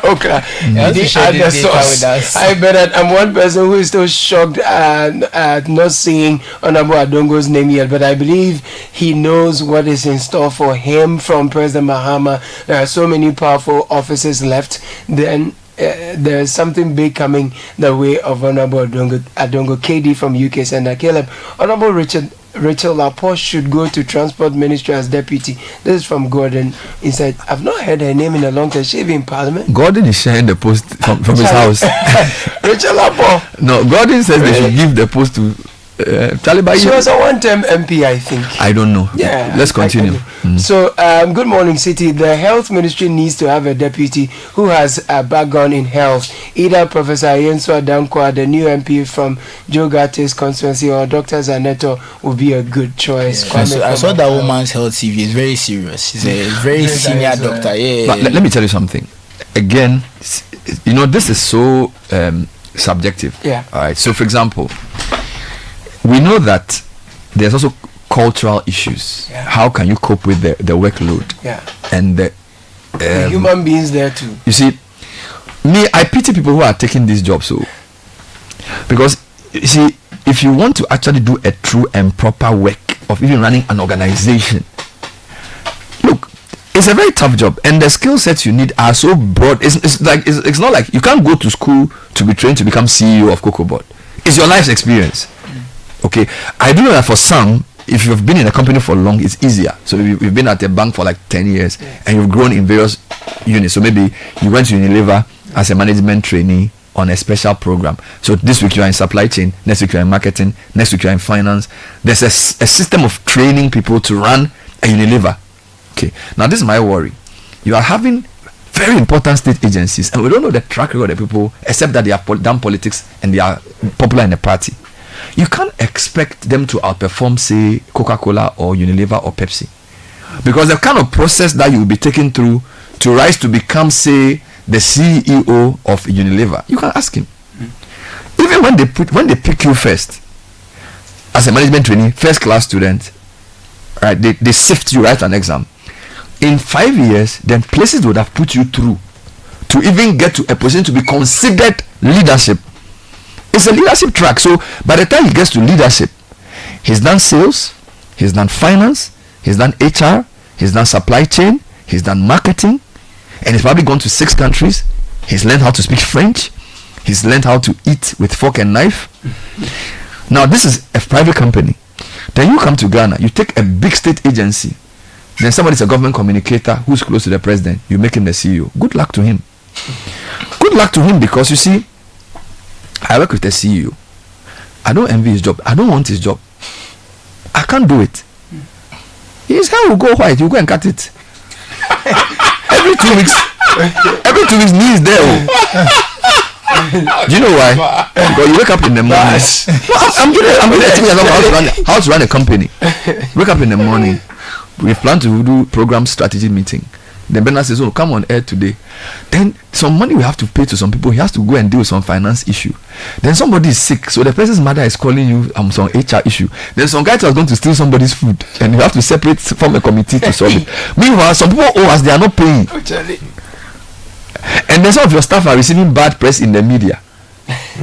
And good luck if you are coming, somebody hasn't run their car into your car. So as you are coming to somebody ran their car into your car. So as you just sit there, the things that you have to do so your own personal life. Prior to that, somebody to your family members to say they want a work, so they've got somebody can wait for you for forgotten. So they are coming to do, and the other thing is that you don't even have. And it's a very crazy work to be an effective CEO of a. So for me, the way we talk about I'm going to. What did they give you? Oh, they gave me SIC. Oh, they gave me Goyle. They gave me. Much change say Brudo. It looks like there's pecs. Let's be very careful, because for me, running a company is a very difficult job. And the fact that you are even close to it doesn't mean you can do it well. Because the training to be a manager is both nature and nurture. Where you've come from, your experiences in life, what you've learnt in school, how you recover your temperament. He uses humor to deal with pressure. So like there's a lot of stress on us, we just be laughing. It's not because he's a comedian, because there's a lot of pressure. Do you get me? So if you've not been honed, and this is state agencies, a long list. Somebody said, "Oh, Aloski, please send me the list of state agencies. I want to look at something." It's like they are just sharing it like bread. It's like, oh, it's left with 10, or it's left with 2 regions. It's no wonder when SIGA goes, they all fail. Pesa White has a very difficult job. He's the head of SIGA, and I'll say it to him, I know him, Pesa White. He will realize very quickly that a lot of the guys running the agencies, a lot of it's just PR they've been doing. And real management, learning how to deploy people to bring growth, stability in a company. Sometimes by the 3rd year when the person is experienced to do the work, his government is out of power. So for me, let's stop using Has and Kotoko mindset. I prefer this person for this job. You don't know what the job requires.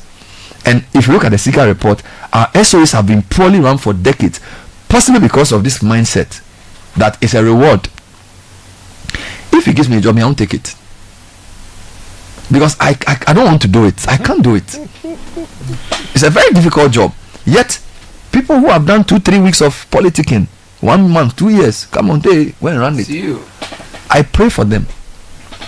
I pray for them. People are sending names of who we should give work to. Says like, give this person this job. They are sharing the post like trophy. Someone suggested it should be like a normal job application. People apply, and there's like a board that's constituted to interview them. You know, The same way you do any job. They do it for the DCs. I think now it's. I think we are trying to crystallize this suggestion for the DCs. The DCs. Even with that, we might have some hurdles because you see, you might end up selecting one, and assembly will reject the person. That's one. Let's say that even within the universe of your own party, you can have very qualified people. You understand? I think that every leader at that level should be mindful of the outcomes of their own effort. You know, so I like Susu, so let me put him in charge of maybe national ambulance. Somebody from national ambulance just hit my car, so that's why I'm late. You know, and just because he's a party person and I like him too, not because if I do my own projection, I believe that Susu can deliver. No, media will deliver. I'm just saying that you know that's what has happened from 2004 coming up, and I'm telling you, it's become authority. So that's when the thing changed. Then that's when the thing started changing. 2004. After the Haruna and Sekou issue with the party, then the gates were open for everybody to enter. So pressure on the president to appoint our people. So if you let this serious governance function sound like spoils of war, where we have annexed the territory, so let's share. Okay, first know that for you to run SNIT, you are not going there to pick money like you pick fruits on the farms. It is work to be done. It's very serious work, a combination of leadership, management, actuarial management, a bit of legal understanding, marketing, everything. Positioning, customer service. service. Sell it to the recipient as a reward. You go there thinking he's going to get some money to chop. Exactly. Meanwhile, SNIT is a very complicated organization. Fight and we do all over the place because in their mind they have been rewarded for campaigning.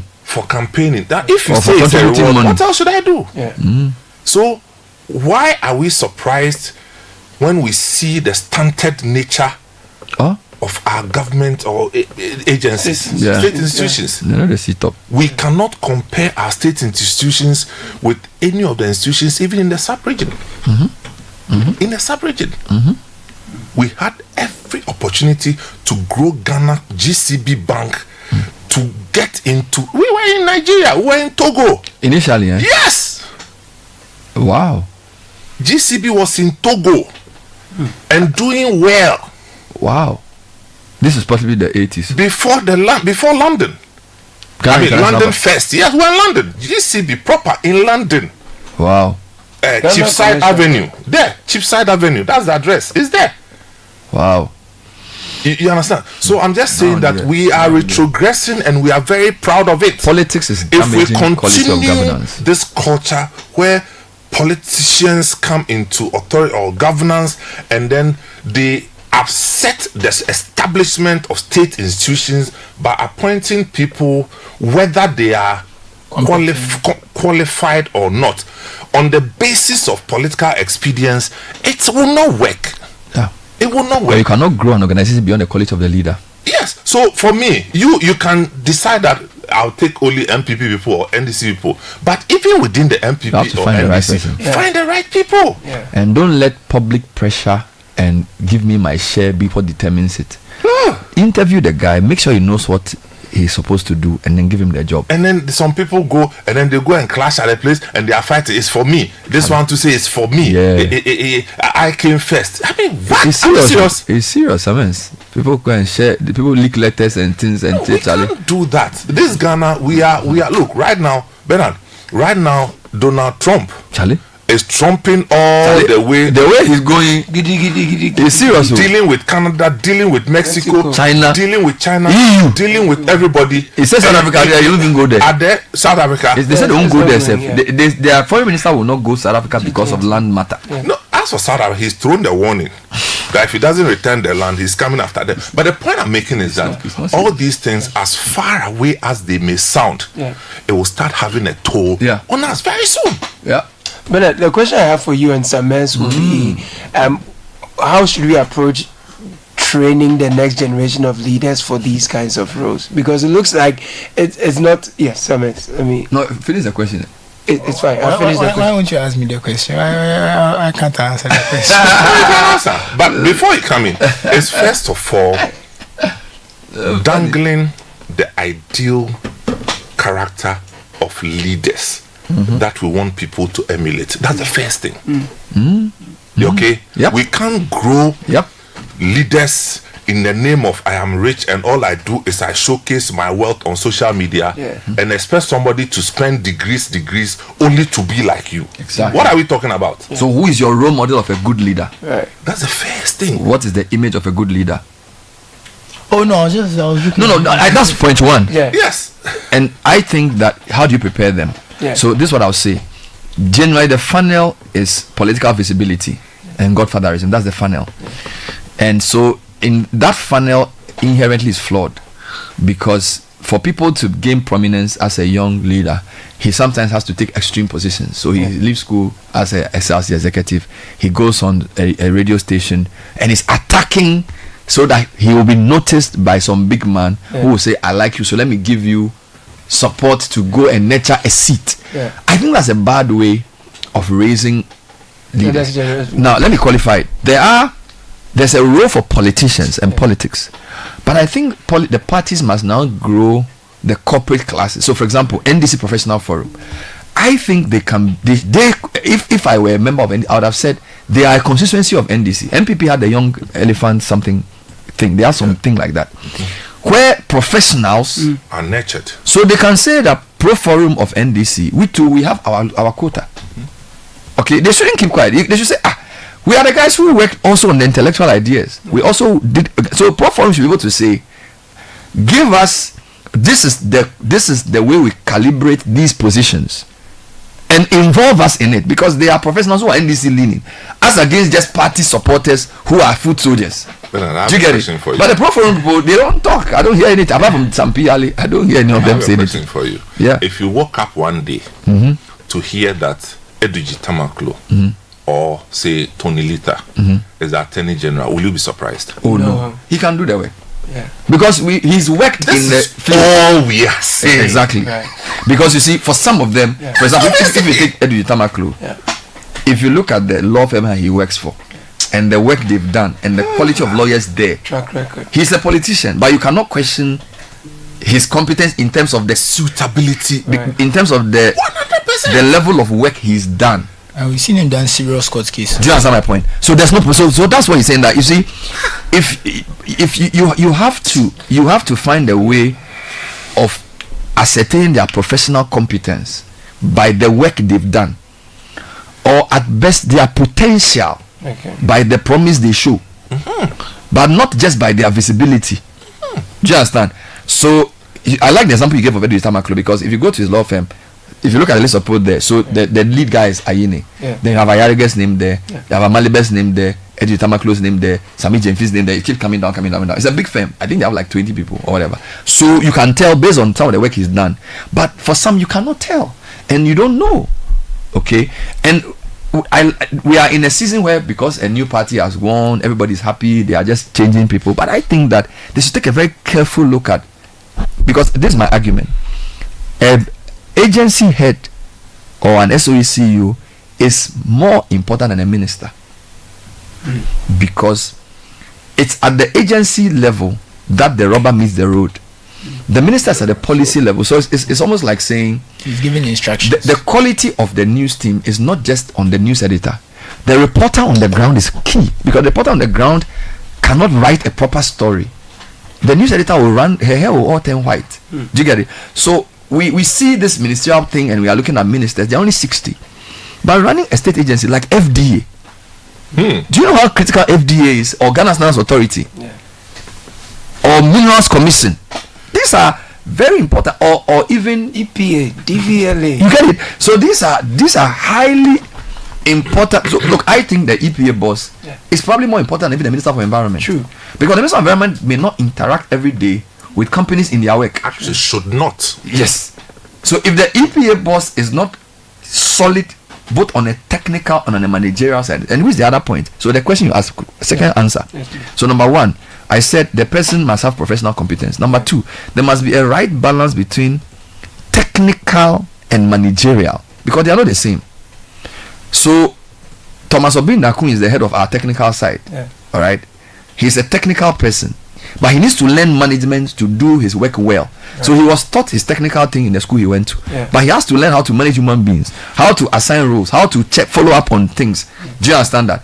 So the management component is as critical as the technical component. A lot of these guys who are appointed, for some of them, it's easy for us to say it's a good appointment because we know their technical side. So even with the Edutamaklo of this world, he needs to prove his managerial competence, because he can be a great lawyer who does great cases, but if an organization of 200 people, who include people who are on the field, diverse interests, some of them are 10 years older than you, some of them are your father's classmates, you may become a disaster if you don't understand how to lead people. And that part of leadership is also not considered. You get it? So I just say that we need to, for me, I've become pragmatic. I think our political parties have become the vehicles for winning power. True. So what we need to do is to get our political parties to be more serious with leadership development. Number one. Number two, they must take their professional members more seriously. So the professional members of these parties should not see themselves as afterthoughts. If you're a member of an NDC Pro Forum, you are as legitimate as a party executive in the region. They shouldn't think that they are second-class citizens in a party, that they're people who are, maybe I'm also West organizer, so I have a big post. No. If you are in a Pro Forum or whatever MPP calls their version of that, and you are maybe in the health subsector, you are very important. You get it? And they should assert themselves, because at the end of the day, everybody is lobbying for the president to choose. If you're a professional in finance or health or education, you should be visible. They should also write articles. Don't leave. Okay, let me get that. Why should you leave radio station and paneling to maybe a party communicator? Why can't you, as a professional in, say, education, volunteer some of your time to go and speak for your party on education if you believe you're a professional? That's the problem. No, let's be real. If somebody spends all their time as a young former NUCS president talking for the party on 10,000 subjects, of course you become a minister, because you're the guy who believes that you have a qualification and you are pro-NDC. You say you are working. So the people who are the professionals should also find a way of asserting themselves. Let me give a rebuttal to this. I understand what you are saying, but I think sometimes the communication part, like we said, because it's a skill, just because you are technically qualified, it doesn't mean you can go on air and do the giddy right articles. These people do on the articles. You see what I'm saying? So I think that when we talk about these professionals and technical people and why they don't communicate, sometimes that gap to be able to use your technical skill, come and communicate, is not there for everybody. But I'm not saying it's just a rebuttal. See, what I'm saying is that, you see, it's not that I don't disagree with you, but I'm just also being fair about why they might not be coming on air. Let me give you an example. Well, John Gachi, he's not the most eloquent person in the world, but he's an economist who is obviously NDC leaning. Every now and again, he will come and speak. Every now and again, he'll write an article. Every now and again, he'll give an interview. So if you hear that he's been made some position somewhere, you can't say that he came out of the blue. Okay? But he's also studied the economics well enough to know it, to speak about it. What I'm basically saying is that if we don't improve political party governance, and if we don't change the equation of who matters in the political party, and I'm saying this to both MPP, NDC, and all the parties, that if you don't raise the level of the people who you give prominence to, your people will come and chase you out of office because you have overpromised and underdelivered. All right, and we need more professionals and more non-political types in our politics. We have too many political types in our politics who only work as politics. We don't need that. Do you get it? We need non-political types too, because their opinions also matter and their experience also is valid. Okay, not all of them must become full-time politicians, but they must find a way of creating space for themselves in their parties, because the political parties are basically agglomerations of interest groups. So these professional forum people should be more serious. Even in MPP today, look at the state of the party. MPP professionals must get up and say, no, we have to salvage the party, and it is in everybody's interest for both parties or whichever party to be strong and be led by reasonable people. Otherwise, a galamseya who has a lot of money will come and take over and be your chairman. So, and you don't need to be an MPP member to be worried about what's happening in MPP. Neither do you need to be an NC member. You need to say that they are the people who, by reason of their organization, get to lead. If the quality of work they do is poor, all of us are affected. So it's a way we have to rethink politics and what it means to be a politician. Not everybody will join a branch to be an executive, but the parties must create space. As we speak here now, in this day they are doing a school. Okay, MPP, I don't know what they are doing. How do you train people to even understand your ideology? If I call the average NDC supporter in Medina and I ask him, why do you support NDC? Can he explain it? They can, but you won't like the answer. But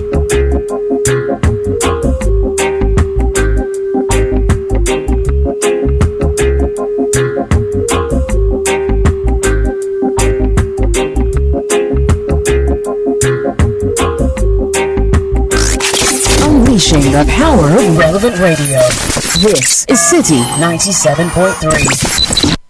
Education is the most powerful weapon to change the world. At Heritage Christian University, you are assured of quality education. We offer programs like Bachelor of Business Administration, Community Development and Theology, Theology and Ministry, Psychology, Nursing, Information Technology, Information Security, and Business Information Technology. Professional programs like ICA, CIMG, CIHRM, ABE. We also offer short courses on media and IT. What makes Heritage stand out is our experienced and scholar practitioner faculty, entrepreneurial training with financial support, ultra-modern facilities, and hostels. Qualifications for entry is WASI or SSC or GBCE, HND or Diploma Top-Up. Mature 25 years and above. Heritage is located at Amasaman behind the Olympic Stadium. Contact us on 054-777-7731 or 020-229-8399 or www.hcuc.edu.gh. Heritage Christian University, educating compassionate entrepreneur leaders. Love brewed in the valley. If you're looking to make this Valentine's Day extra special, Peduasi Valley Resort has the perfect packages for you. Indulge in our delightful dinner buffet with a melodic live band on Valentine's Day and take advantage of our special room and spa packages from 10th to 16th February. Treat yourself and your sweetie to a truly memorable experience this season of love. For enquiries, call 0540-125-555 or 0540-125-554. Peduasi Valley Resort. Live life. High school sweethearts, baby.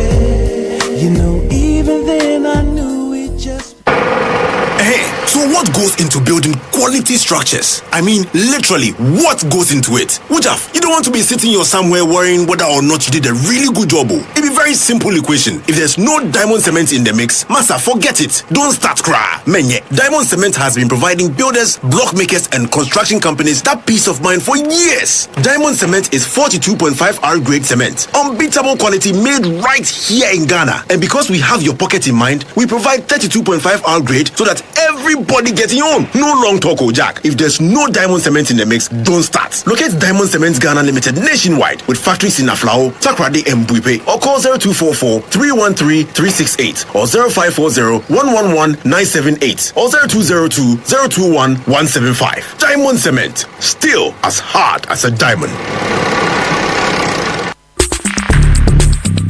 Join the conversation on the Citi Breakfast Show on Facebook at facebook.com/Citi97.3, Twitter at twitter.com/Citi973, and Instagram at instagram.com/Citi973 with the hashtag CitiCBS.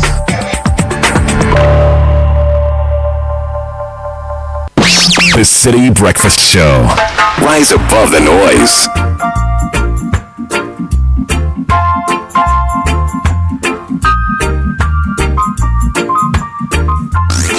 Unleashing the power of relevant radio. This is Citi 97.3. Let's get together and feel alright. Hear the children crying. One love. Hear the children crying. One heart. Saying, give thanks and praise to the Lord, and I will feel alright. Saying, let's get together and feel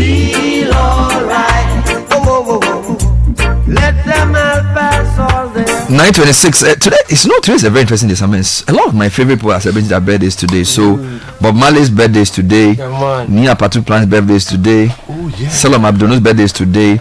And I'm told Kojo Pumpuni Asante of CBD. Doctor.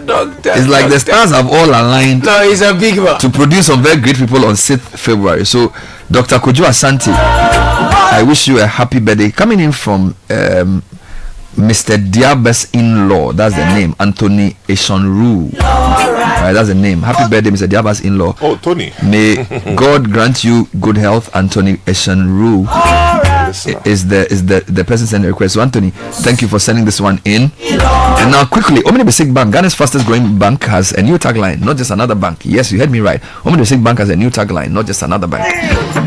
We are redefining banking with a renewed commitment to making you our cherished partner, the happiest customer. This new era reinforces our resolve to be the bank of choice where continuous innovation drives exceptional customer service. Not just another bank means banking with confidence and excitement. Call us on 0800 100 790, toll free. Omni Basic Bank, not just another bank. And if you're looking for litigation-free land, contact Royal Kingdom Estate. We specialize in land acquisition, construction, design, property management, and more. With properties in prime areas like Accra and Ebri, with land starting from 90,000 cedis, we offer flexible payment plans, affordable homes ranging from 2-bedroom and premium furnished apartments for short rentals at East Airport. Call 055-755-5909 or 0272-778-880 or send us an email at info@Royal Kingdom Estate for more information. A few more comments have come in. Yes, please. Sorry, before you go, today is the birthday of Professor Ebo Hinson. Oh, Charlie, today is a very interesting day, Robert Ebo Hinson. Wow. February 6th. I need to take note of the date. Professor. Wow. He is the Pro Vice Chancellor of the Ghana Technology University. GTUC here at Tesano.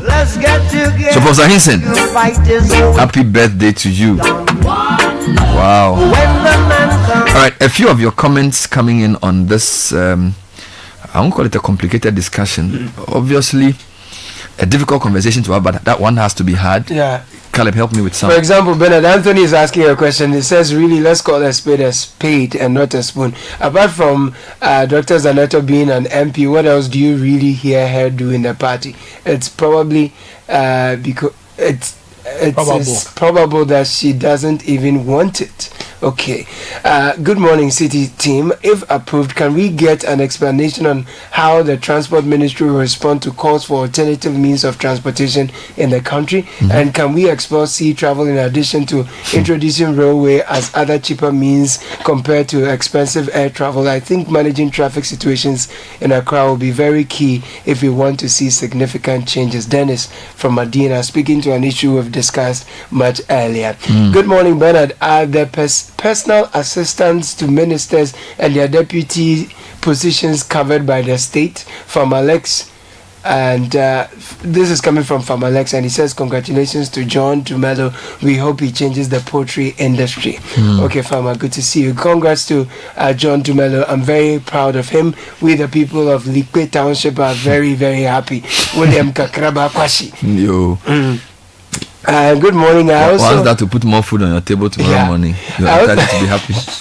I also feel pity for them in the sense that they go to work and a multitude are waiting for them at the secretariat with their various problems. However, some also get to the institutions and they are aligned to talkatives and procurement-minded people rather than people who want to get the work done. You didn't add your name. But Kweku from Oibi in Dodowa, I pity John Mohammed's new appointees who are in their 30s and early 40s, especially the CEOs of SOEs. Those who will fail will never get the opportunity to go to the private sector. The serious ones among them who are young and care about their future should reject these appointments. Kweku. So who should do it? Sure. But one of the effective CEOs Ghana had was Alex Mode when he was at the NPA.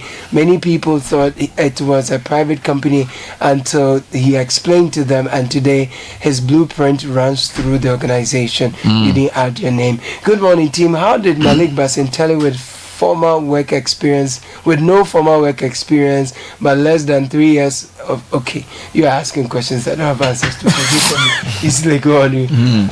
Thank you for addressing this issue. This is a matter of grave concern that needs to be addressed. We hear of public sector reforms ministry every 4 years. What are they reforming? Most employees in our public services are highly demotivated because they don't see any career progression. When technical people in the organization are building the organization with a technical expertise coupled with the training acquired in the said field, some of these foot soldiers will be appointed to come and manage the place with no technical expertise or experience in the said area. This act by political parties, both the NDC and NPP, is killing our public institutions because employees in there do not see any career progression. You sent a very long one.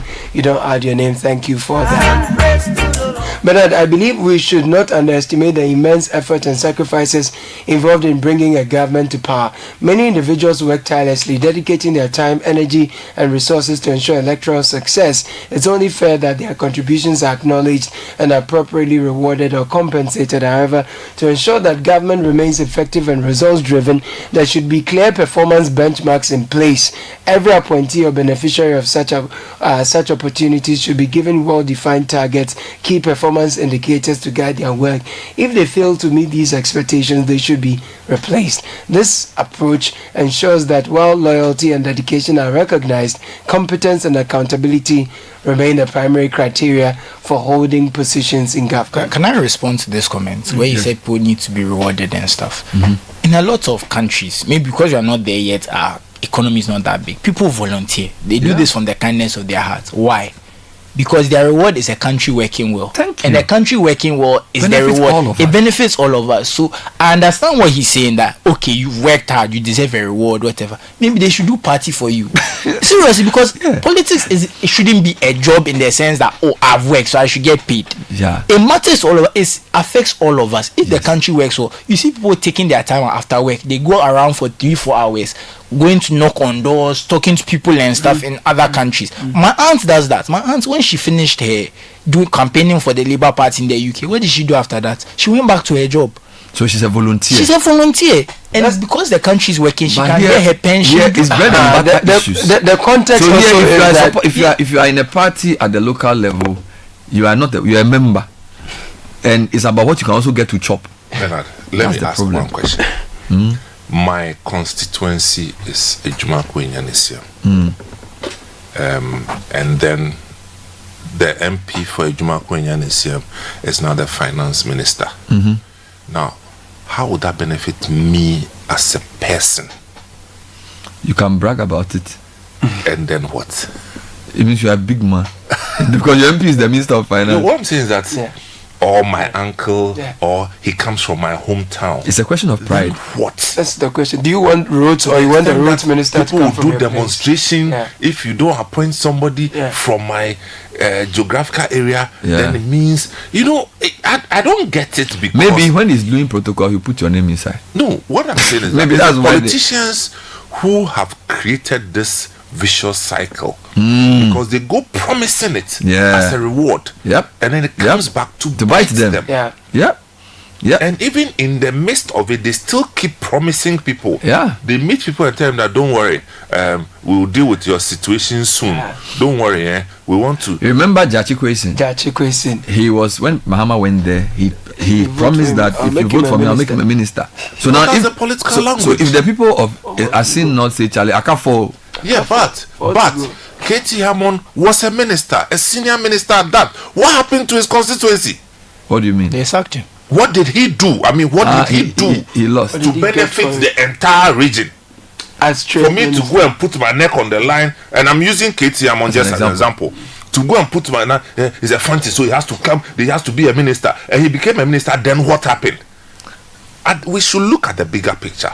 How they plug into the whole puzzle. So I guess the mindset of the average Ghanaian party supporter doesn't also help, which the politician exploits when they are in need, which then comes round to bite them when the people put pressure. So the politician must stop promising positions as a reward. I mean, we are happy. Me, but I can talk about myself. I'm happy with some of the appointments. I mean, there are some I have no clue. I don't know what it means. Okay? Yeah. No, seriously. I look at Dr. Victor Bampo. Yeah, NHI. National Health Insurance Authority. Solid. If I go to Nigeria and they say, who's your national health insurance, the health who's managing, I am proud to mention his name. Because he's done a lot of work. Look at Exim Bank, Sylvester Mensah. This is what I'm saying. He's working in the finance. That's not to say they are perfect or flawless. I'm just saying that you know them. They fit. You also know them. It is also good. Yeah. I want to take us back to Caleb's question about youth and leadership. I'll answer as a young person. I can say I'm a young. I'm not 30 years, so I'm a young. You're very person. young. Thank you. I'm very young. So I think young people have lost faith in politics. Generally, they've lost faith in politics. My mom actually sent me research about it, and she asked me, "Oh, do you agree with this?" And I told her that, look, I talk to people my age. No one looks at politics as a way to change their country anymore. It's become, this is how you get rich. Yeah. Easy. This is what people my age feel about politics. This is how to get rich. So if you are doing politics, clearly you have an agenda. You know what you want to do. You want to get rich, and this is why. So that's what generation see. No, seriously, they've lost faith, and this is why the survey she sent. This is from the UK. They are saying that they think the army should take over. So this is not even Ghana. This is UK. This is, and it's also in Ghana as well. But I'm just giving an example. She was shocked because they said that the rise. People are thinking that even the UK, that the army should. Even the UK. I think it was Channel 4 or ITV did it, and they said it was like 37% of youth in the UK feel like the army should take over. Like 45% feel like Parliament is holding back the leadership, and that should tell you. So I'm coming. So this despondency in politics is not just a Ghana. It's a worldwide thing. Yeah. Young people generally are. That's why you are seeing the rise of the far right around the world. It's all linked. They're exploiting it because basically young people have felt like disillusion. We are watching the world. We don't see it getting better. These people, they come, they talk. They argue about petty things. You see them brawling and things. For what? Meanwhile, when they finish, they go and sit in the same job. And it just looks like greed to us. So for young people right now, we are very disillusioned in politics. We don't see a way. When you talk about politics, like, oh, this is a get rich scheme. These people don't care about us. This. So when you're talking, and that's why when Samens talked about the role models and the people we see in leadership, it's so important because all young people see right now in politicians is that these people don't care about us. These people want to get rich. So if you have one or two examples of good quality people who are there, we should project them. We should project as the ideal, and let's not project just somebody who rises through the ranks based on some favoritism. Because the truth is, a lot of young people this election didn't want to vote because they felt like, who are we voting for? What's the point? Because we're like, Mahama was sacked for a reason. This is the logic. So to bring him back for what? Exactly. Is it that these people are so bad? We have to. You see, a lot of people went into the election their mindsets that these are two bad options. Let me choose the least bad option. Yeah. Why are you choosing the least bad option? Why are you not choosing an option that speaks to what you believe in? That's who you think can change? And I think that when it's a serious problem. This is how young people feel about politics, because it feels like if people don't feel like they can change anything through politics, and they feel like it's unscrupulous people who enter politics, and people who are interested in money, and young people also believe that when we see our colleagues entering politics, are thinking, this guy, I know where he lives, so I know where he started. What's going on? Like, what's he trying to achieve? And that's a bad thing, because it means that the type of people who even be entering politics, if people who feel that they can change things are disillusioned. So you think the young people who are in politics need to be better role models? They need to be. They have a responsibility. So let me give an example. I interviewed the Ashanti Regional Minister yesterday. I'm encouraged listening to him, and I hope he continues the way he went, because he was born in 1990. He's obviously young, 34 years old or 35. Yeah, 35. He understands. It's almost getting out of university. Yes, look at that. He understands. Can you imagine? You were because you were in second year or third year. Yeah, and that's when he was born. Yeah, man. Probably at KDUSC Hospital. Yeah, man. Okay, so this is what I'm trying to say. I'm encouraged when I see somebody like that. So I give him a platform because I want to project that not all young people in politics are bad. Yes. He's respectful, he doesn't insult, but he's actually quite knowledgeable about his field. He understands the complexity of the job he's going to do, and I only pray for him that he does well. And I think we need to protect such people and encourage them, because you see, if you don't talk to people, this is my theory, if somebody is rising and you don't help the person, a bad person will get to the person and influence them wrongly. Do you understand? So like somebody is doing well, you need to pick a phone and call them and say, bro, we are watching you, please keep doing what you are doing. If you do wrong, we'll go against you, but keep doing what you're doing. Because some godfathers also seen somewhere seeking to influence him to start doing corrupt deals. And if he doesn't have people who can speak truth to him or from his peer group or from the media, he will just get lost in this godfatherism thing, and in 10 years' time, you will not even recognize him again. So I just want to encourage people that when people enter into politics, you see, Ghanaians, we are not honest. We don't tell people the truth. Me, when my politician friends call me and they want me to advise them, I will tell you what I know to be true.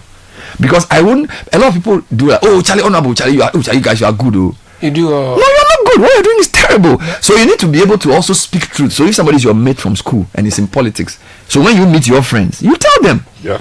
Don't pretend. You see, a lot of us we are like two-faced. When he comes, you say, hey, Charlie, hey, this guy was my mate. He's not a minister. Then you are even afraid to say, bro, your party, the way you are going, Charlie, we don't like it. Stop. Write on it. Let them know that they cannot buy your conscience. So they will respect your views and they will stay on the straight and narrow. Don't be fawning. Don't be obsequious. This whole full respect. I want to respond to something you said. I want to ask the reverse just before. Yeah. Are they even listening when people tell them the truth, or they will say, "Oh, you just don't like you"? Oh, that's their own problem. Yeah, I'll tell you what I feel. Just you are saying the truth doesn't mean they will listen. Well, at least, but say it anyway. Fair enough. You know, when Susu mentioned how despondent some of the young people are, you know, every time I have this conversation with young people and they, you know, those who didn't live through the coup days, say, yeah, we have the coup d'etat. I'm like, yes, the coup d'etat is not a movie, man. It's real. I mean, I'm glad you said this. It is the situation where you don't even have the opportunity to speak the way you are speaking. That's first. You know, anyway, quick one. There's a book that was written by a man called Mr. Willie Ansa. He was the chief of staff for President Mills when he was vice president. Willie Ansa. What's the book called? The Stench of Khaki. Oh, we need to get that book. The Stench of Khaki. Yeah, The Stench of Khaki. And this book has been profiled in top universities in the US, in the UK, in Cambridge, SOAS, all these places. And it puts this whole military coup leadership versus civilian in proper context. And I think that we should read that. We should get that context. Yes, I was an NDC guy. You so know? it gives some context around where we are in relation to where the military take over as a pathway to economic freedom versus using the other route. I think it's a good thing you are saying, because I think young people also need to understand a bit of history. Now, I am not delegitimizing your disillusionment, but what I'm trying to say to you is that, as with politics in life, you never really get handed an ideal option. Jobs, it's not just about the two parties. Even the jobs you do, sometimes the course you want to do, sometimes the person you want to marry, you may not get what you want. That's just the truth. So I feel like they need to also know that life is like that, and you use lemon to make lemonade. All right. So you choose the best option available, and you ensure you do your best to make sure that option works. That's what I would say to you. No, I agree with you. Don't say because we have two options, I'm not going to vote at all. I think that's a defeatist approach. You've always said this, especially around elections. Yeah, like I've had this discussion with you many times. I won't vote is not really the way to go. I feel like you should say, fine, you have an option not to vote, but what does it solve? I always tell people that I won't vote in.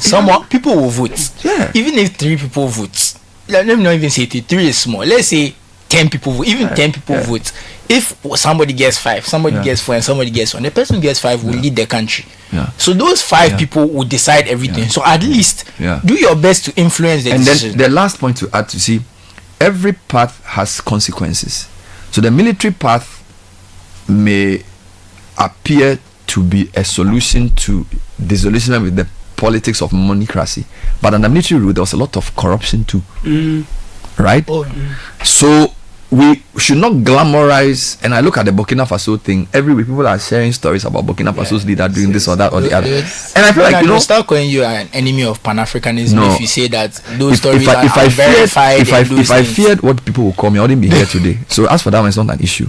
Let's have a reasonable debate. I'm saying that go and ask young people in Burkina Faso first whether what is put on social media is what's happening there. That's number one. Number 2, for everything you get, you have to give away something.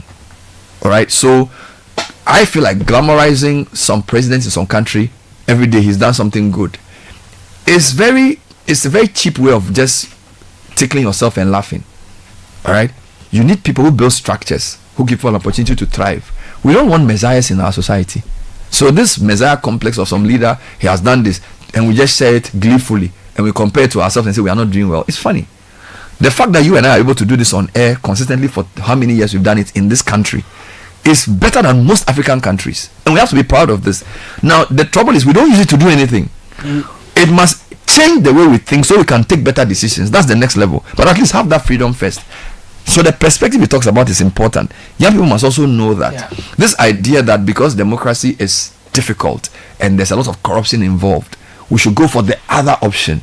That other option doesn't guarantee the success, and the little you have, it takes it away. In fact, I think it's worse, because I always argue, people say this, that you actually want people who are even semi-accountable.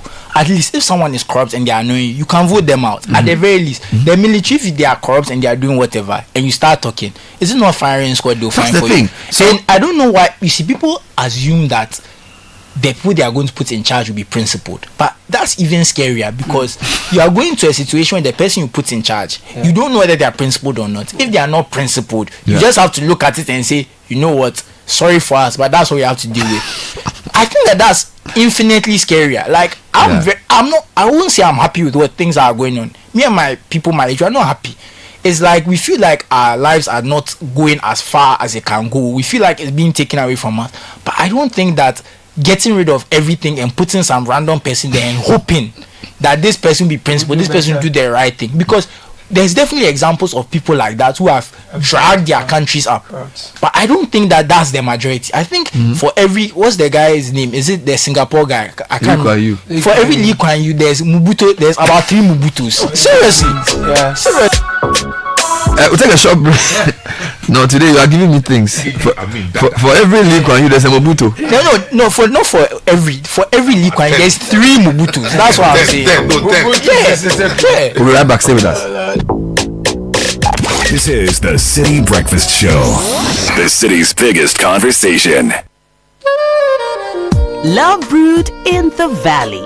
If you're looking to make this Valentine's Day extra special, Peduasi Valley Resort has the perfect packages for you. Indulge in our delightful dinner buffet with a melodic live band on Valentine's Day and take advantage of our special room and spa packages from 10th to 16th February. Treat yourself and your sweetie to a truly memorable experience this season of love. For enquiries, call 0540-125-555 or 0540-125-554. Peduasi Valley Resort. Live life. High school sweethearts, baby. You know, even then I knew it just. First impressions matter. Make yours unforgettable with the irresistible scent of Princess Body Mist and Roll-On. Designed for every lady who wants to leave a lasting impression wherever she goes. And for our gentlemen, there is Style Up Perfume and Roll-On. Elevate your presence with a confident, masculine fragrance that keeps you dry and fresh all day. Because your fragrance should speak before you do, use Princess Body Mist and Roll-On and Style Up Perfume and Roll-On. Your daily essentials for smelling good from dawn till dusk.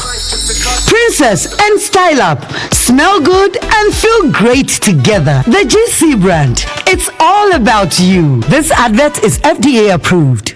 Looking to give your special one an electrified Valentine's gift? Electroland is here with Electro Love offers. From top best brands to Hope in Love discounts and freebies, we got you sorted. With $8.99 Ghana cedis, you can blast into your favorite love tunes with Nasco Home Theatre. Enjoy a chilled night with our Nasco 1.0 AC at 3,499 Ghana cedis. How about a TCL bedside fridge to cool your favorite champagne at a cool 2,299 Ghana cedis? Surprise the love of your life with a 9 kg Samsung twin top semi-auto washing machine at 3,999 Ghana cedis. Don't forget to join our Chedia Kessie promo to win amazing weekly and monthly giveaways. Visit our showrooms across Ghana to enjoy. Electroland, home of affordable electronics and appliances.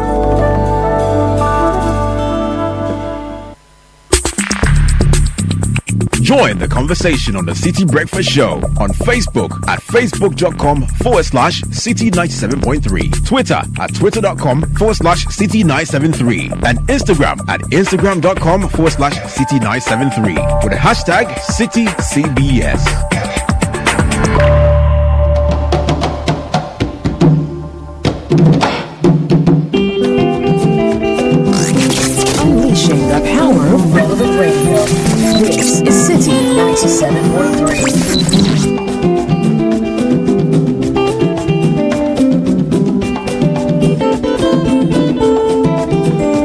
We sailed up a river, wide as a sea.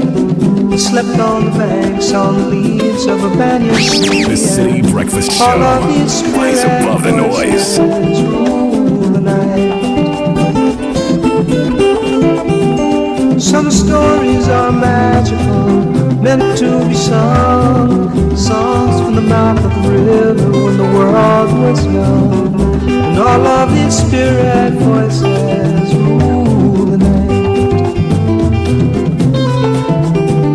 By moon we walk to the blue closed door, along a path of river stones.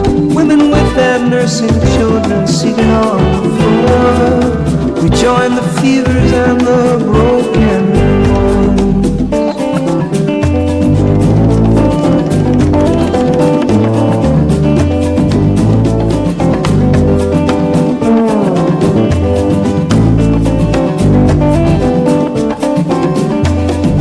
Alright, so it's 8 minutes to 10, Citi Breakfast Show.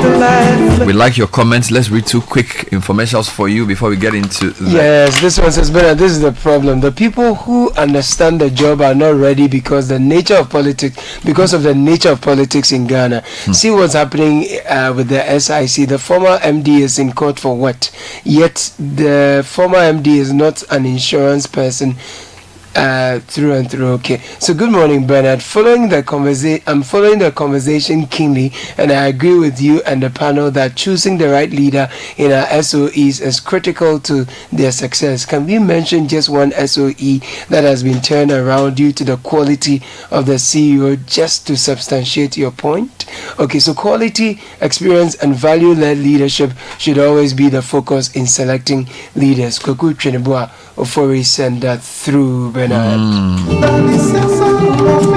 Now the Heritage Caravan 2025 is officially sold out. Thank you for your patronage. Now let's get ready for the road trip of a lifetime to discover Ghana from Sunday, March 2, 2025 to March 9, 2025. Pack your bags and let's set off on this spectacular tour for 8 exciting days through 14 incredible regions of Ghana with the promise of a rich cultural experience, introspective historical visitations, and exhilarating field tours with nature. Follow all Channel 1 TV and 97.3 Citi FM social media handles for updates with the hashtag Heritage Caravan 2025. The Heritage Caravan 2025 is powered by Channel 1 TV in partnership with the Ghana Tourism Authority with support from 97.3 Citi FM, proudly sponsored by the National Lottery Authority, Hollard Insurance, Omni Basic Bank, Gold PLC, GB Food, Standard Water, and Apollonia City. Terms and conditions apply. So your favorite show that breaks down the news stories that made the headlines, what the papers are saying, is back on your screens tonight. Tune in at 9 p.m. as Vivian Kayaloko and her guests dive into today's top newspaper stories. Don't miss tonight's episode, only on Channel 1 TV.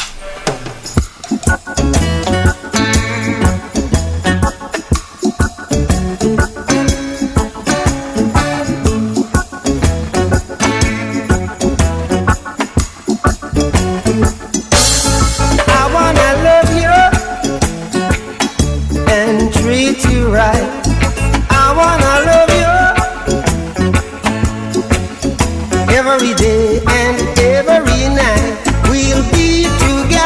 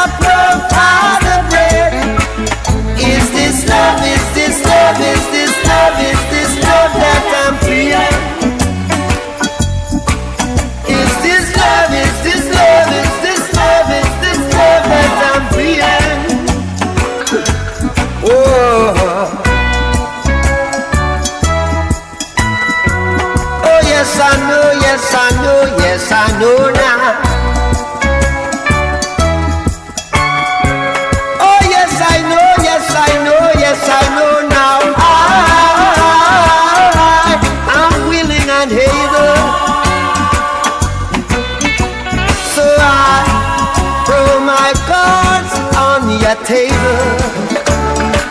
See, I wanna love you. I wanna love and treat you. Love and treat you. Yeah, so that's I don't know how to even say this. Today's been, I didn't even know there would be so many birthdays today, like all kinds of birthdays coming up on the show today.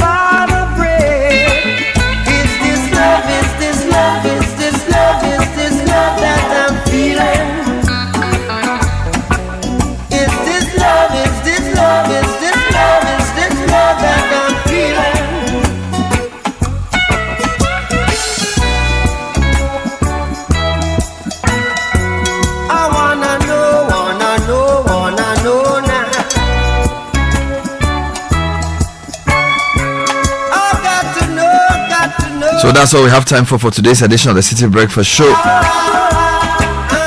Broadcasting live from our studios, number 11, Dr. Morton Street. Time for City News at 10. Zoe Abubedu Ado, whose mother is celebrating her birthday today. Happy birthday to you again. What's her name again? Millicent. Zoe's mom. Millicent Abubedu. Mama Zoe. Auntie Millie. Happy birthday to you. They speak like 7 languages. Champion. Alright, so apart from your mother's birthday, what else is in the news?